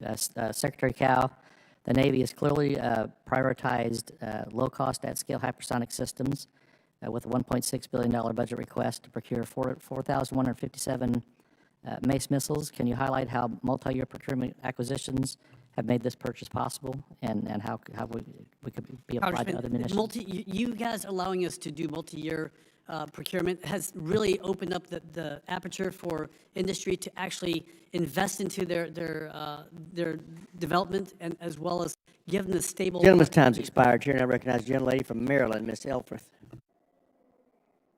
Thank you, Mr. Secretary. I think you're hearing the bipartisan nature. I don't think I've been in a committee hearing that is this bipartisan, especially on the shipbuilding front. I'd like to remind everybody that I represent Coast Guard Yard Baltimore, not yours, but they help you on occasion. 130-year yard that sometimes has 3 generations of workers who have been supporting this work. And as we think about easy ecosystems to tap into to meet this demand, I'd like to have that conversation, Mr. Secretary, if you'd be willing to have it in the next few weeks about. Yes, ma'am. I think in a few weeks we will be talking intimately about some of these things. Perfect. Another bipartisan issue you're hearing is this commitment to actually getting to our goal with amphibs. And I know that the budget right now has $6.2 billion for submarines, $7.2 for nuclear shipbuilder productivity, $6.7 for surface ships combined in terms of the industrial base investments. But I'm struggling to find our industrial base investments for amphibs. So where in the budget, Mr. Secretary or Admiral, is the Navy specifically investing to protect amphibious shipbuilding capacity at Ingalls from being displaced from competing interests? Well, I think that's all part of the broader MIB money. So I don't know that Ingalls called out that it's not being part of that. I can get you the detail of what percentage Ingalls itself is getting of that, but they're certainly part of that. They're crucial to this, ma'am. I'd appreciate just that. I think that level of detail will help assuage some of the concern on both sides of the aisle. Mr. Secretary, I want to congratulate your family in advance on your son being commissioned next week. I wish I could be there. Votes have been called on Friday. I represent the United States Naval Academy on the board, as well as a few other members of this committee. And I'm sure, thank you for being there. The superintendent told me you've spent a lot of time there. You understand, obviously, how incredibly important it is to the nation, but also It's suffering from a vulnerability that a lot of, by nature of Marine and Navy bases being close to water, is suffering from a real challenge, which is flooding. We are fighting right now. I'm going to leave to try to get some extra funding for the Naval Academy, $86 million it needs just to be able to keep classes running on time. What's happening, though, is, as I'm sure you know, the urgency of flooding, we don't need to argue about the cause, it's happening, is displacing some other really important infrastructure needs across our Navy and Marine bases, including the Naval Academy. This is just the reality of the situation. So we were making, good, decent progress on it so far. I was a little surprised to see that the fiscal year 27 budget reduces domestic stormwater compliance funding by approximately 1/3 from where we were in last fiscal year. And again, the seas are going to keep rising. These projects are going to push out other important infrastructure priorities because we have to address them now. And I just want to flag for everybody at this table that I would love to see a more ambitious approach to protecting our bases from nuisance flooding, sunny day flooding. You're going to see at the Naval Academy. I think we need to be a little more aggressive and concerted when it comes to flooding. I do want to move on with my time to an opportunity. That was the challenge, an opportunity. Switching gears entirely, Pax River in Maryland has the largest anechoic chamber in the country. We're very proud of it. I want to thank you all for your investments in it over the years. You probably don't know it's so popular, it has a years-long backlog for testing. I think this is the moment when we're thinking about our capabilities, especially with our adversaries, catching up, that we should think about a second anechoic chamber just to relieve some of the pressure of that testing. I would love to invite you all to come down to Pax River. I know Congressman Hoyer this has been his life's work, to come down and see that anechoic chamber. Can I have time is of the essence, but I understand you're busy. I would love to show you that and try to figure out a way to get that second anechoic chamber built for our warfighters. Yes, ma'am. We'll get down there. Definitely my commitment to come. If that's in the critical path of holding back things, when we need another one, I'll certainly look at it. Okay, I really appreciate it. I think there's a way to get this privately and publicly funded and get the best deal for our warfighters. I have one more question that I'm just going to off the cuff this, because we've been talking about partnering with our allies like Finland and Korea to meet the moment that is required of all of us to get the shipbuilding kick-started again in this country. If you were sitting on our side of the table, though, I think you heard some skepticism and some intrigue. How do we get you to tie your hands that you're actually going to bring those jobs back to the States? We're going to go overseas, get that, training, but we need to bring that capability back so we can expand our own industrial base. How would you tie your own hands? Ma'am, again, we're Americans and we need to build things in America as much as possible. But right now, even at the ATS, the auxiliary tug salvage, it's been on. We've had a need for this since 2016. It's still not built yet. I mean, that's a salvage ship. I mean, it's a tugboat, really, a large tugboat, and that's why we need to look at every single aspect. Gentlelady's time's expired. Chair, and I recognize the gentlelady from South Carolina, Ms. Mace. Thank you, Mr. Chairman, and thank you to our witnesses for being here today. South Carolina's low country is home to critical marine and naval assets. Joint Base Charleston hosts essential naval tenant commands, including the Naval Nuclear Power Training Command and Training Unit Charleston and the Naval Information Warfare Center Atlantic. We've been making Marines at Parris Island since 1915, and just up the road at the Marine Corps Air Station Beaufort hosts and trains active duty F-35 and F-A-18 Hornet squadrons. When we hear them flying overhead, we say it's the sound of freedom in South Carolina. Our community is incredibly supportive of our servicemen and servicewomen and proud to play such an important role in our national defense, and there is still room to grow. So my first question today is for General Smith. As part of the Barracks 2030 initiatives, what improvements can we see to recruit barracks at Parris Island? Ma'am, that is one of my highest priorities, is getting those recruit barracks up to snuff, because frankly, they're not. We still have to maintain an open squad base. That's who we are. That's how we make Marines. But we have to improve the quality of those barracks because they are getting ancient. Are we making progress on it? We are, ma'am, but we're never making fast enough progress. As you know, the workforce in the coastal Carolinas is really the challenge. It's about making sure that they can be guaranteed steady, predictable work for years to come, so they don't go to work for the auto industry or go to work somewhere else, because once you lose that workforce, you don't And get any it back. idea, like timeline you think, or how long this will take? Ma'am, it's going to be multiple years. And General Smith, can you speak to the importance of funding the completion costs of new aircraft maintenance hangars at MCAS Beaufort? Oh, yes, ma'am. Marine Corps Air Station Beaufort is our hub. Those maintenance hangars are absolutely required for our F-35s. Do you have enough funding for them? We do, ma'am. We can always use more, but we do have enough funding right now to make those maintenance hangars a reality. But again, it comes down to who can build those maintenance hangars, on what schedule can they build them? Because those maintenance hangars, otherwise. Are you struggling with finding the right employees and the right contractors to do that work? Because those F-35s, if they're sitting out in the sun, they're degrading. They need to be inside of a maintenance hangar to be able to do it. Or the rain, right? Yes, ma'am, or in the Right. rain, so. Okay. In fiscal year 26, Congress allocated the first tranche of funding for the nuclear power training facility simulation expansion at Joint Base Charleston. So Admiral Caudle, can you speak to the status of this and the impact this will have on readiness and personnel and the personnel pipeline? I can't give you where it is on the timeline, so I can take that for the record, but I can certainly tell you how vital it is. I mean, it's crucial to generating our nuclear propulsion students, and it's a critical path for us fielding our submarines and our aircraft carriers. So it's much appreciated, and it's inherent to the nuclear power pipeline training. But where that project is, I can get you the data. Well, they're very excited about it down there. So over the last several years under the DHA model, we've seen Beaufort Naval Hospital transition from an inpatient treatment facility to an ambulatory care center. This has resulted in many recruits and Marines being referred out into the community, potentially leading to delays in care and a strain on the community health system. General Smith, how has this service change impacted, how has it impacted the timely treatment of recruits at Parris Island and Marines at MCAS Beaufort? Well, ma'am, anytime, and especially in recruit training, anytime you have to send a recruit off of the depot to get care, you're exceeding or you're increasing the time they're spending away from training, and you're increasing the time it takes to build and make a Marine.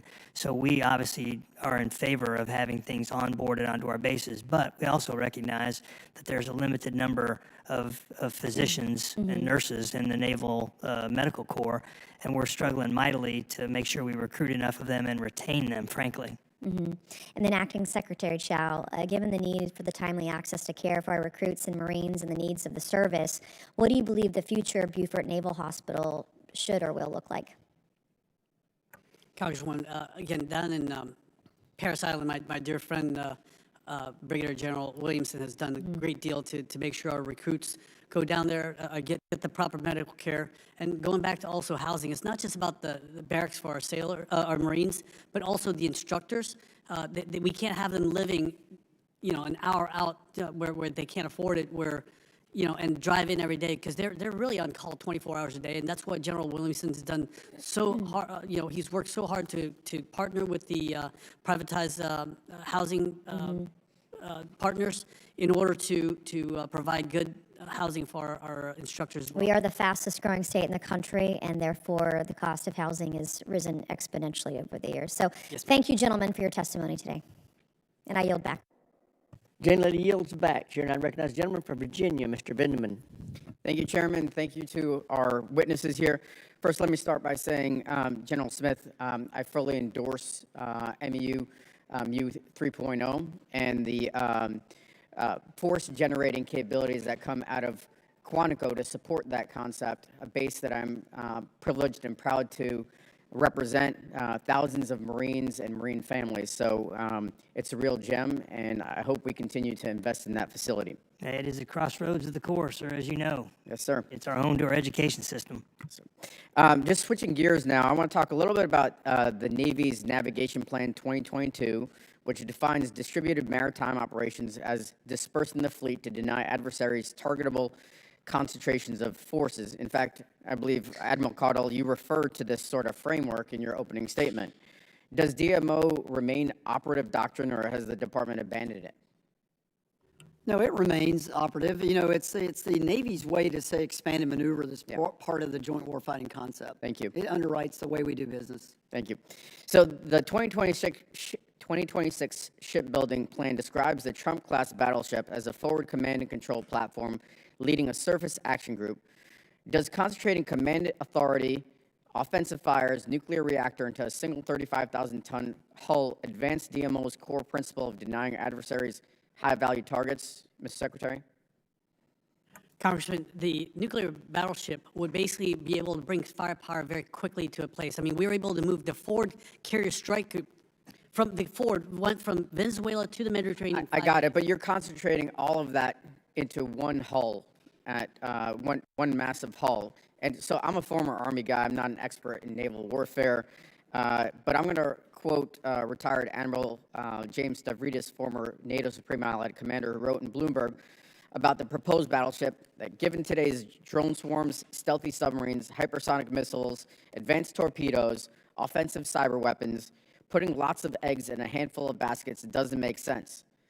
China can field dozens of DF-26 ballistic missiles for under $1 billion. These are really about $20 million per missile. A single Trump-class battleship is estimated to cost $17 billion.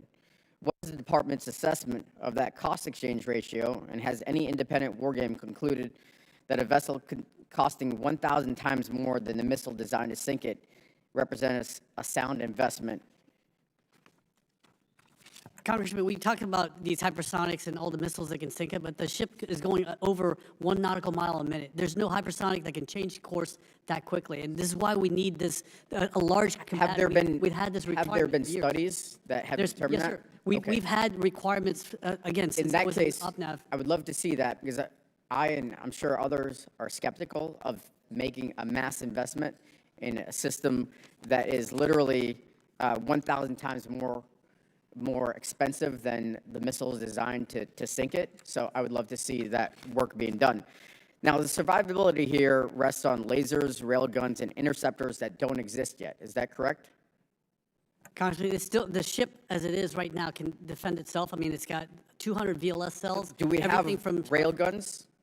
Do we have railguns that are actually functional right now? Lasers and other. That's for future, Congressman. That's right now, future. the ship as it is has 200 VLS cells that goes Let me from ask you a everything question. SM Block 2 to SM6 and SM3. Since we're talking about the president has demanded delivery by 2028. The current plan shows an order placed in 2036. Are you committing to deliver the battleship by 2028, or what is the delivery timeframe here? Sir, I think that it's realistic that that's a mid-2030 delivery since we've made it nuclear. And yes, there are railguns in existence. It's a linear motor. There's no physics complexity there. And to scale that on the battleship is long overdue. I can send a 50-pound projectile 500 miles from it at multiple repetitive rates. The asymmetric capability of that battleship is unmatched. And if I don't protect units, nothing across the joint force works, including B-21 or anything else. So counter-targeting is essential to all survivability of all elements of the joint force. So this is my concern, Admiral and Secretary, is that this is a aesthetics or a project for the president that does not meet the current threat environment that we've seen in the Black Sea and repeatedly. And I'll give you one pitch, is that if you're going to develop these capabilities, come see what's available in Dahlgren, because that is where a tremendous amount of the Navy's R&D, and so if these systems are going to come in place, it's going to come from Dahlgren. Thank you. Mr. Bacon, you're recognized. Thank you. I appreciate all three of you being here. I was thinking those two up there were going to go ahead of me, but I'm ready. Admiral Caudle, could you tell us a little bit about the USS Ford deployment? I understand it was out for 10 or 11 months. Could you just take a little time to brag on the crew and how? Sir, thank you for that. You know, it is an incredible record-breaking deployment. It hasn't been that long since the Vietnam War. That's a backhanded compliment to the Navy. On one side, I wish I had more capacity to flew additional strike groups into theater. But on the other hand, the durability and the way we construct our ships actually shows what can be done with that new class. World record sortie generation rate on that class aircraft carrier. Started out, of course, down in South America with absolute resolve and Southern Spear, sortied immediately into the Mediterranean and picked up right into Epic Fury.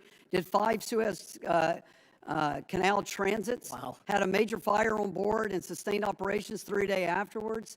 And it's just, kick-ass and tick names every single day. So we're going to give her a hero's welcome back on Saturday, and it's just an extraordinary ship, extraordinary crew, an extraordinary strike group, and the sailors I could not be more proud of.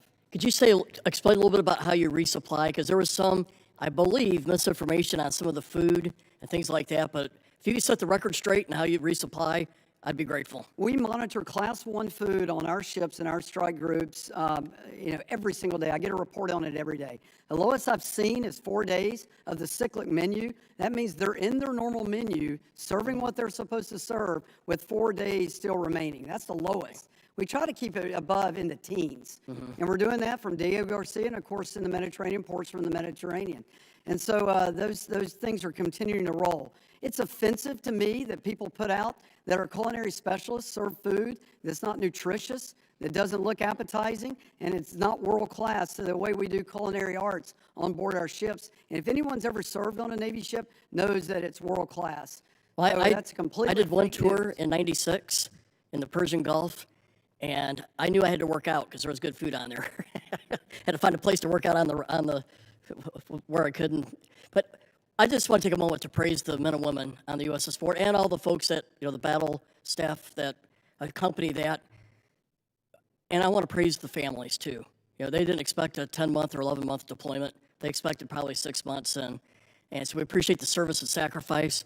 I got a follow-on question dealing with the TACAMO. I appreciate the mission of the TACAMO. I'm from Offutt Air Force Base, commanded the base. I used to fly on the Looking Glass mission when I was a one-star. I understand that this mission is going to a C-130, and the Air Force is picking up this mission. Could you talk a little bit about whether it's the Secretary or the Admiral? How are you going to do this transition to the Air Force? Do we have a plan yet?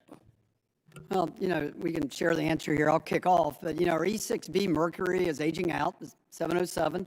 It's been a challenge to keep it maintained, a depot, and we've run the wings off of that. So as we bring in the E-130J as a program of record for that, we will transition the TACAMO portion of that mission command over to that airframe. The Air Force still has the ABICAP mission. That's what you're referring to. And so I think there's an imperative there and a mandate that the Air Force determine how they're going to provide the ABICAP mission to U.S. Strategic Command. I look forward to working with the Air Force on that. There's a lot of solutions that we could do collaboratively to that to make that a joint solution. And so I can be part of that discussion. For the record, we have weapons that can hit us in 15 minutes, and there's future technology that's even worse. We need an airborne or some kind of emergency airborne command and control that can respond if the White House, Pentagon, or STRATCOM is hit, and that's what this Looking Glass mission is. I've been a part of it, and I just want to make sure that the Pentagon, not just the Navy and the Air Force, we have a plan, because it's all about nuclear command and control deterrence. There. One last question with my remaining 50 seconds. We're burning through SM-6s and SM-2s, like the first day of the war is probably 2 or 3 months worth of production. How do we get to the point? Well, we're going to have to do something different here where we're doubling production lines. Do we have a plan? Congressman, yes, we do. We're looking at even just to recertify these munitions. Like, for example, the Tomahawk. Look, I grew up poor. Things don't just expire, right? Just because the contractor said it does.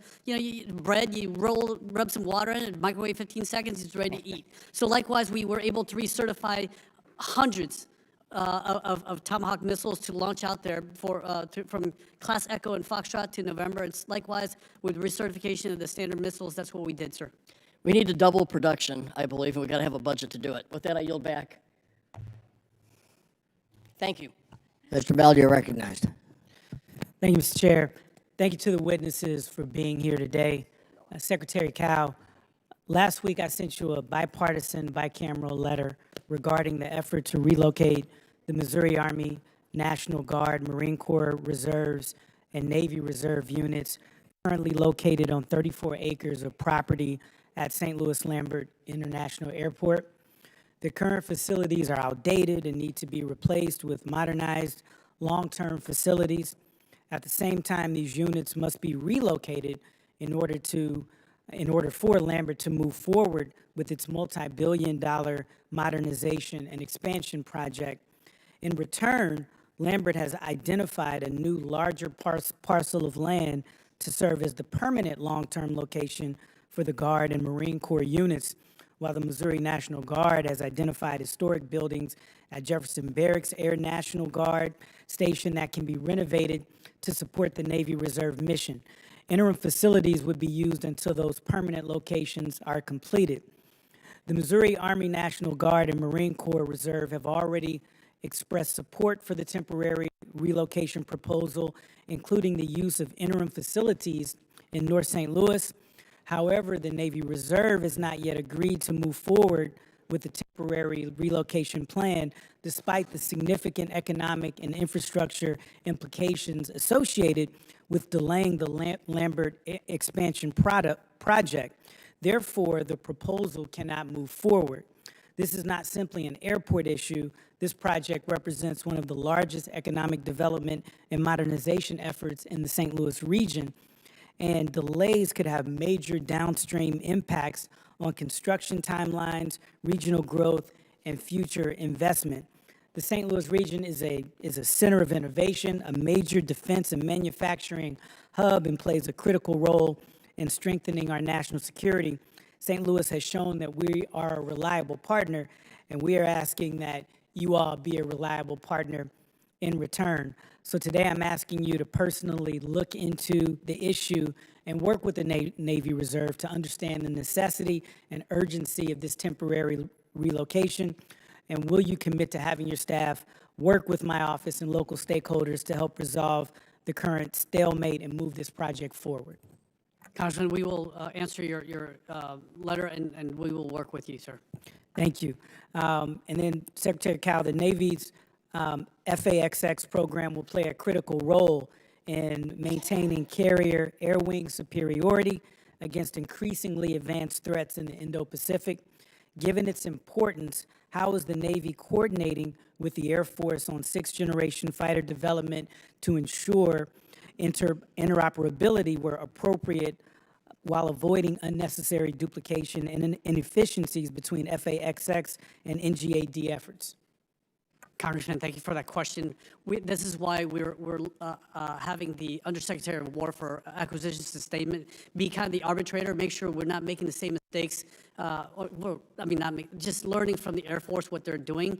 And by the end of the summer, we will have a down select for the FAXX so that we move forward. Again, learning from the Air Force, we will be able to accelerate and move that program out further. I mean, again, carrier air wing, you saw in Epic Fury and Absolute Resolve, that's the best way to get firepower downrange quickly. And the F-35 has done amazingly well, but we need a sixth-generation aircraft to thwart the next threat, sir. Thank you. I yield back. Mr. Higgins, you're recognized for 5 minutes. Thank you, Mr. Chairman. Secretary Caudle, much of the discussion around maritime industrial base focuses on major shipyards, but smaller regional shipbuilders are critical to meeting Navy demands. I think we can agree with that statement, and in the interest of time, can I humbly request a meeting, sir, with your senior staff in June, directly with your office regarding small shipyards in Louisiana? Absolutely, sir. I'll be there. Thank you, sir. I look forward to that meeting and our staffs working together. Admiral, Joint Reserve Base New Orleans plays a critical role and remains strategically important installation for both homeland defense and global force projection. I'm sure we agree. And they provide aggressor aircraft that prepare our combat aviators to succeed in forward theaters.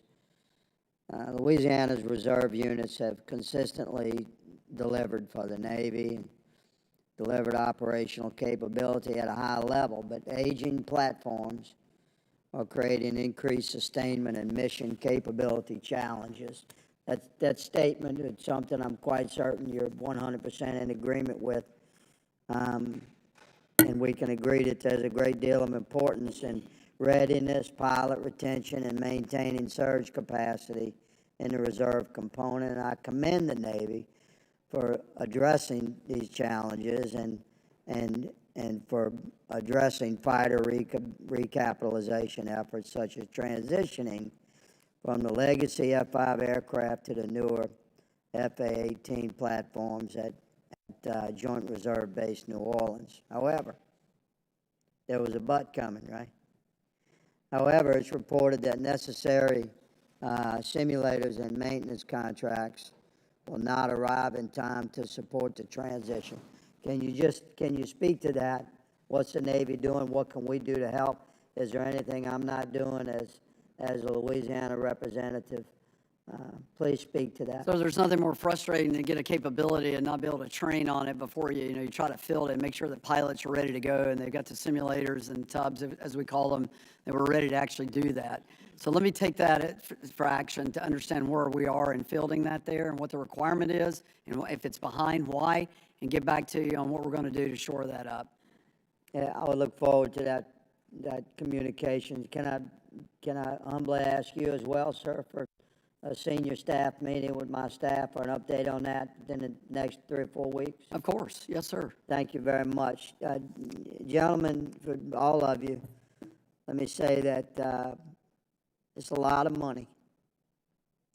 And it's the people's treasure, and we're going to watch it very carefully. But we want to invest in this era of development of an indomitable military. And none of us up here who question the professionalism and the intentions of your request, but we're going to have to look at every dollar very carefully. I'm sure you concur. I'm going to address pilot shortages for just a moment. My dad, I think, is one of the most concerning sort of internal threats that we face to our readiness and capability and our ability to project force. My dad was a Navy pilot in World War II, and it was fascinating to be his son. I can tell you, I ended up joining the Army. Maybe so that would have one interest in football weekend per year.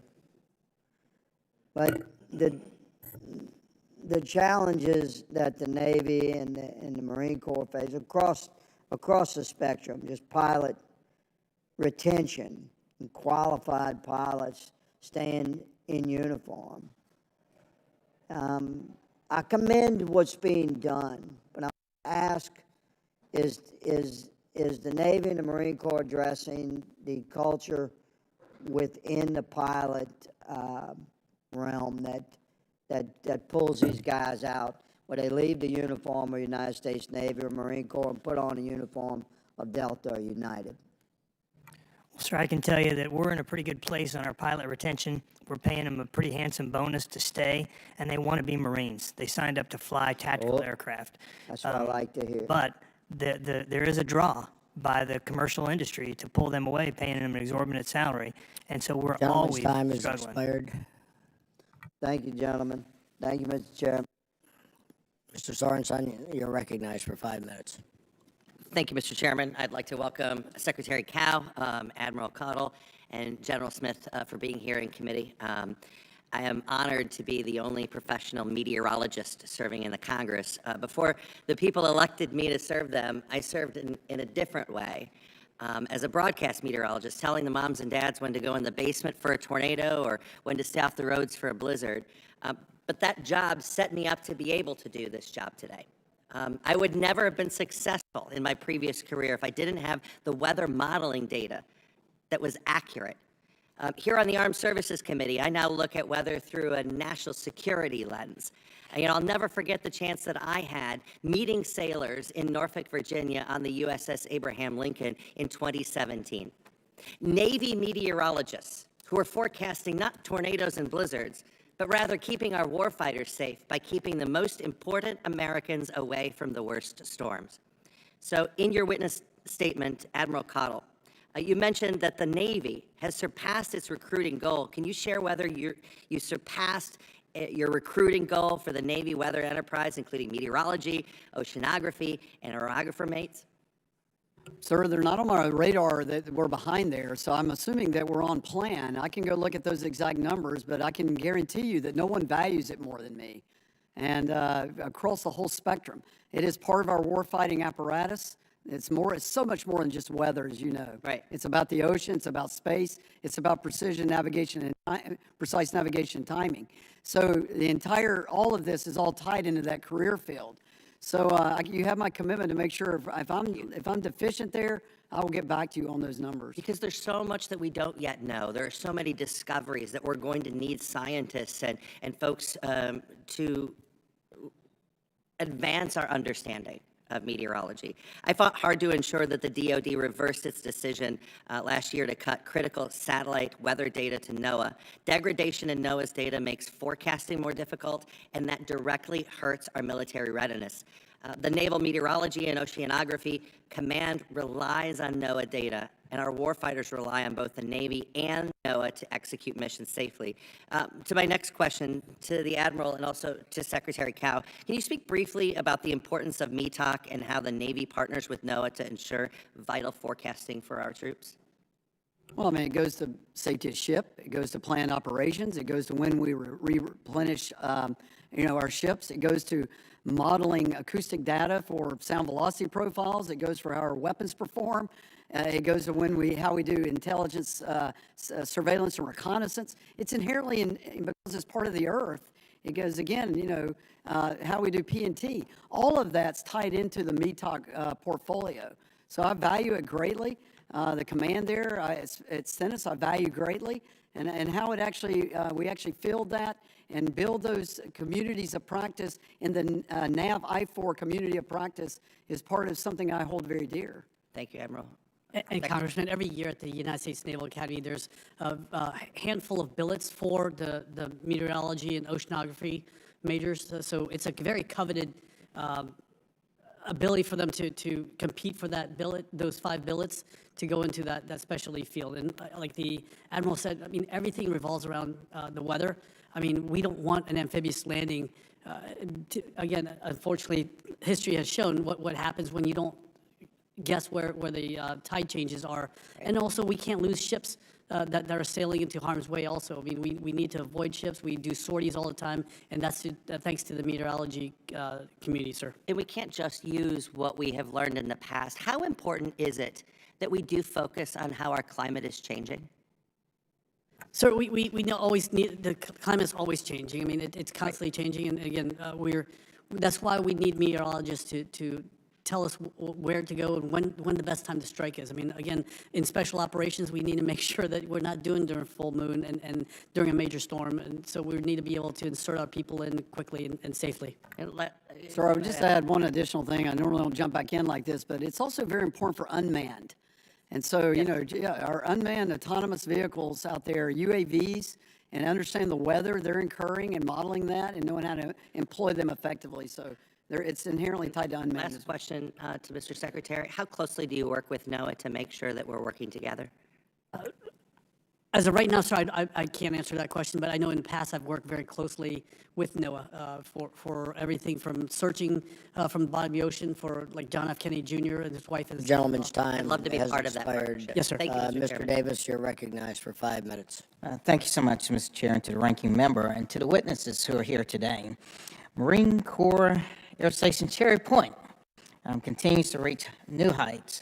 For the second year in a row, the installation earned distinction as the Marine Corps Air Station of the Year, and we indeed are proud of that, General Smith. Given the 2026 aviation plan rollout, can you confirm that the Marine Corps intends to keep all 6 F-35 Lightning II squadrons whole at Cherry Point? Sir, we do.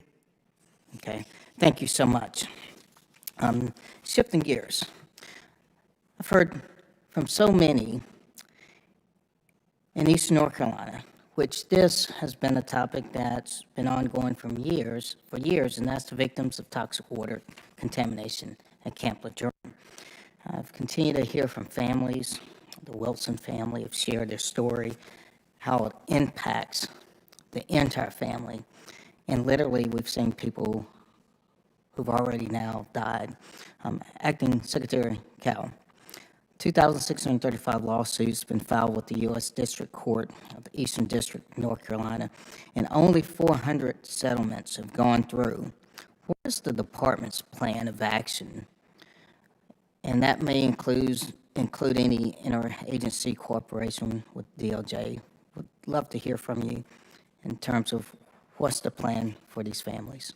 Well, again, sir, you mentioned these are ongoing litigations, and I can't talk about this, but we're always committed to take care of our sailors and Marines and their families, sir. And shifting gears once again, Newport News Shipbuilding. We have over 1,000 North Carolinians that are going to the shipyard, and I'm really pleased with the work that's taking place there. Let me ask both Acting Secretary Caudle and Admiral Caudle, what are the primary bottlenecks that you see specifically with ramping up the production of American-made parts for our nuclear-powered submarines and the next generation vessels to prepare for a potential Indo-Pacific conflict? Congressman, thank you for that. The supply is not 100% the issue. It's just the manufacturer, the large companies are not telling the small manufacturers what they, or the supply chain what they need, and this is why it was so important for this body to allow us to have multi-year procurement, so they can tell the suppliers, hey, we're going to need this because we're going to build one LPD every year. These are exactly what we need, but I'll defer to Admiral Caudle also. Well, first of all, just say go Wolfpack and go Tar Heels, just to get that on the record. But the, you know, the 1,000, you know, North Carolinians heading to Huntington Ingalls Newport News Shipbuilding is exactly what right looks like. And so it is the flow of this workforce at that level from all the surrounding states into that maritime industrial kind of epicenter there in Virginia is what we need to keep the right talent, the right retention, the right recruiting, all that on track. You know, it's a massive question what you've asked, but we've got a lot of single vendor lock going on out there. We've got a lot of long lead time material challenges. We've got a lot of upgrades that need to be done on the yards. And so it's a big question. But I would just tell you, and I'd be happy to come and talk to you personally about it, but at the heart of it, it is all about the workforce. It's about turning wrenches, putting bead wells down, and planning and executing the maintenance on time and on schedule. Well, let me say, Admiral, go Wolfpack, go Tar Heels, and we really appreciate your service to our country, and same thing to our Secretary and to the General Smith. Thank you, and God bless for the work that you're doing. Dr. Conaway, you're recognized for 5 minutes. Thank you, Mr. Chairman, and thank you, witnesses, for presenting yourself to us today. Before getting to my prepared remarks and question, Secretary Caudle, you mentioned, and it just let me set up just a little bit. We've heard from the administration that the Iranian ability to project force has been decimated. They can't fire any missiles. They are 90% attrited. They're flat in their back. I heard you say in your remarks that, and you might have misspoken, and so I want clarification. Have the Iranians been firing at American assets, or are they firing at other countries in the region, or both? Because it comes to this question of whether and when Congress is going to speak on this war, this Congress's authority to declare war. And so I'm just curious whether or not the Iranians are firing at U.S. assets in that region. Congressman, after we stopped the hostilities and we were talking to them for peace negotiations, again, they have a lack of command control right now. No one really knows who's in charge over there, and so you have these onesies and twosies go out and they're launching. They dug out from their rebels and they pulled out a couple of missiles and they shoot at these merchant ships that are coming by, and that's why our ships are protecting those ships as well. I mean, there's always. So I mean, I'm sorry, sir. Are they firing at American They're US firing assets at or not? Because that sounds very much like a warlike activity, and the Congress has yet to speak to the American people on the question of whether or not we ought to be at war. So I'm just curious what's happening with respect to our assets in the region of operation. They're shooting at merchant ships, sir. Okay. Let me move on to other remarks I want to make in a question. The United States continues to exist within a global economy where global supply chains, international trade, and manufacturing are all interconnected. This reality is directly tied to U.S. naval shipbuilding initiatives outlined in both the FY27 Naval budget and the U.S. Navy Shipbuilding Plan.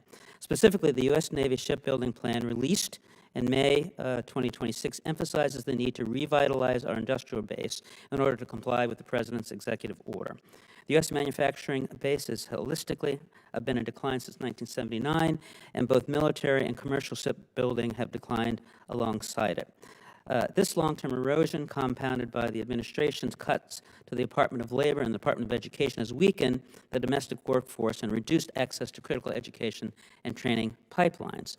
Specifically, the President's budget proposal would cut the Department of Labor's funding by nearly 26%, eliminating vital programs such as Job Corps and the Office of Federal Contract Compliance Programs. As stated in a 2025 article by the Center for Strategic and International Studies, the United States shipbuilding enterprise has struggled to stay abreast of best practices in shipbuilding in recent decades, and in no small part because of the small size of the U.S. commercial shipbuilding base, which tends to be where innovation arises in the sector worldwide. A lack of domestic manufacturing initiatives coupled with the Trump administration's reckless use of tariffs has cultivated a manufacturing environment that is both disproportionate to the size and cost. Secretary Caudle, in the new U.S. shipbuilding plan, your forward emphasizes the need to revitalize the American industrial base. What are your priority initiatives to help build the capacity and capability of both the domestic shipbuilding industry and vendors that support them? And I certainly want to echo the comments that my colleagues have made about how important it is that while we might borrow technology, copy it, use it here, that our ships and other warfighting material be made here in the United States. So I appreciate your answer to my question, sir. Congressman, I know this is very important to you, and it's very important to everybody in this room also to build ships. We need 540,000 Americans to roll up their sleeves and work right now, and this is what we're trying to do. And you allowing us to do multi-year procurement allows that. It allows for industry to say, okay, this is what we're going to do for the next 7 years. And that's why I want to thank the Congress for allowing us to do that, and these are levers we need to pull in order to get shipbuilding going, sir. Yes, and thank you for that. Admiral Caudle, how does the U.S. Navy intend to increase civilian workforce development and retention in a sector that has been steadily declining for the last 45 years? We heard from CEOs that there are some, I think, pilot programs that are designed to help bring in a workforce that's going to be specifically The gentleman's time is expired. Gosh, I'm right through it. But anyway, I'll leave it at that. Thank you, Mr. Chairman. Okay. It's been 3+ hours. Congratulations to all of you. I've got a couple of thoughts, a couple of questions, and then we're going to be on our way because we all have very important things to do, but nothing more important than what we're doing here in this committee room. This is not Democrat or Republican. This is about Democrats and Republicans working together on armed services to get the right results for the national defense. So I want to throw one acronym out at you, ATM. Money is not endless in an ATM, but in this particular instance, it stands for all things maritime. As we've listened over the last 3 hours to everybody make their statements, your responses, they have been thoughtful, but we still have to focus on all things maritime and get that broader base, whether it's the industrial base, whether it's the military ability to plan, project, and implement. All of these things work together. So ATM, just remember, all things maritime, but money is not unlimited, and time is finite too. Okay, so no horse is too dead to beat, right? Okay, so we're going to resurrect right now the subject of the amphibious fleet. Admiral Caudle, over the years, the Navy budget consistently prioritized other platforms while the Marine Corps warned of a crisis in amphibious lift. As the ultimate arbiter, are you directing the Department of the Navy to adequately fund the amphibious warship procurement and maintenance required for this presence? Or is there something we've missed and there's a strategic decision that lowers the Marine Corps in that priority list? Sir, I am directing that everything we can do to maintain our amphibious fleet be done. I fully recognize the journey that we've been on and how it got to the state. I own it. I'm working with the General, Eric Smith, to fix it. It has my full commitment. It's getting full funding. It's getting full oversight and every lever I can pull to improve the readiness of the amphibious force. Okay, thank you. General Smith, could you please briefly talk about the importance of the medium landing ship to Marine Corps operations, including your overall acquisition objective and preferred timeline for getting these ships into the fleet? Sir, I can. The LSM, or Landing Ship Medium, is a crucial inter-island connector. It's what moves us through and about the first island chain. It moves our things like our Nemesis battery, Navy Marine Expeditionary Ship Interdiction System, and our Rogue Nemesis system.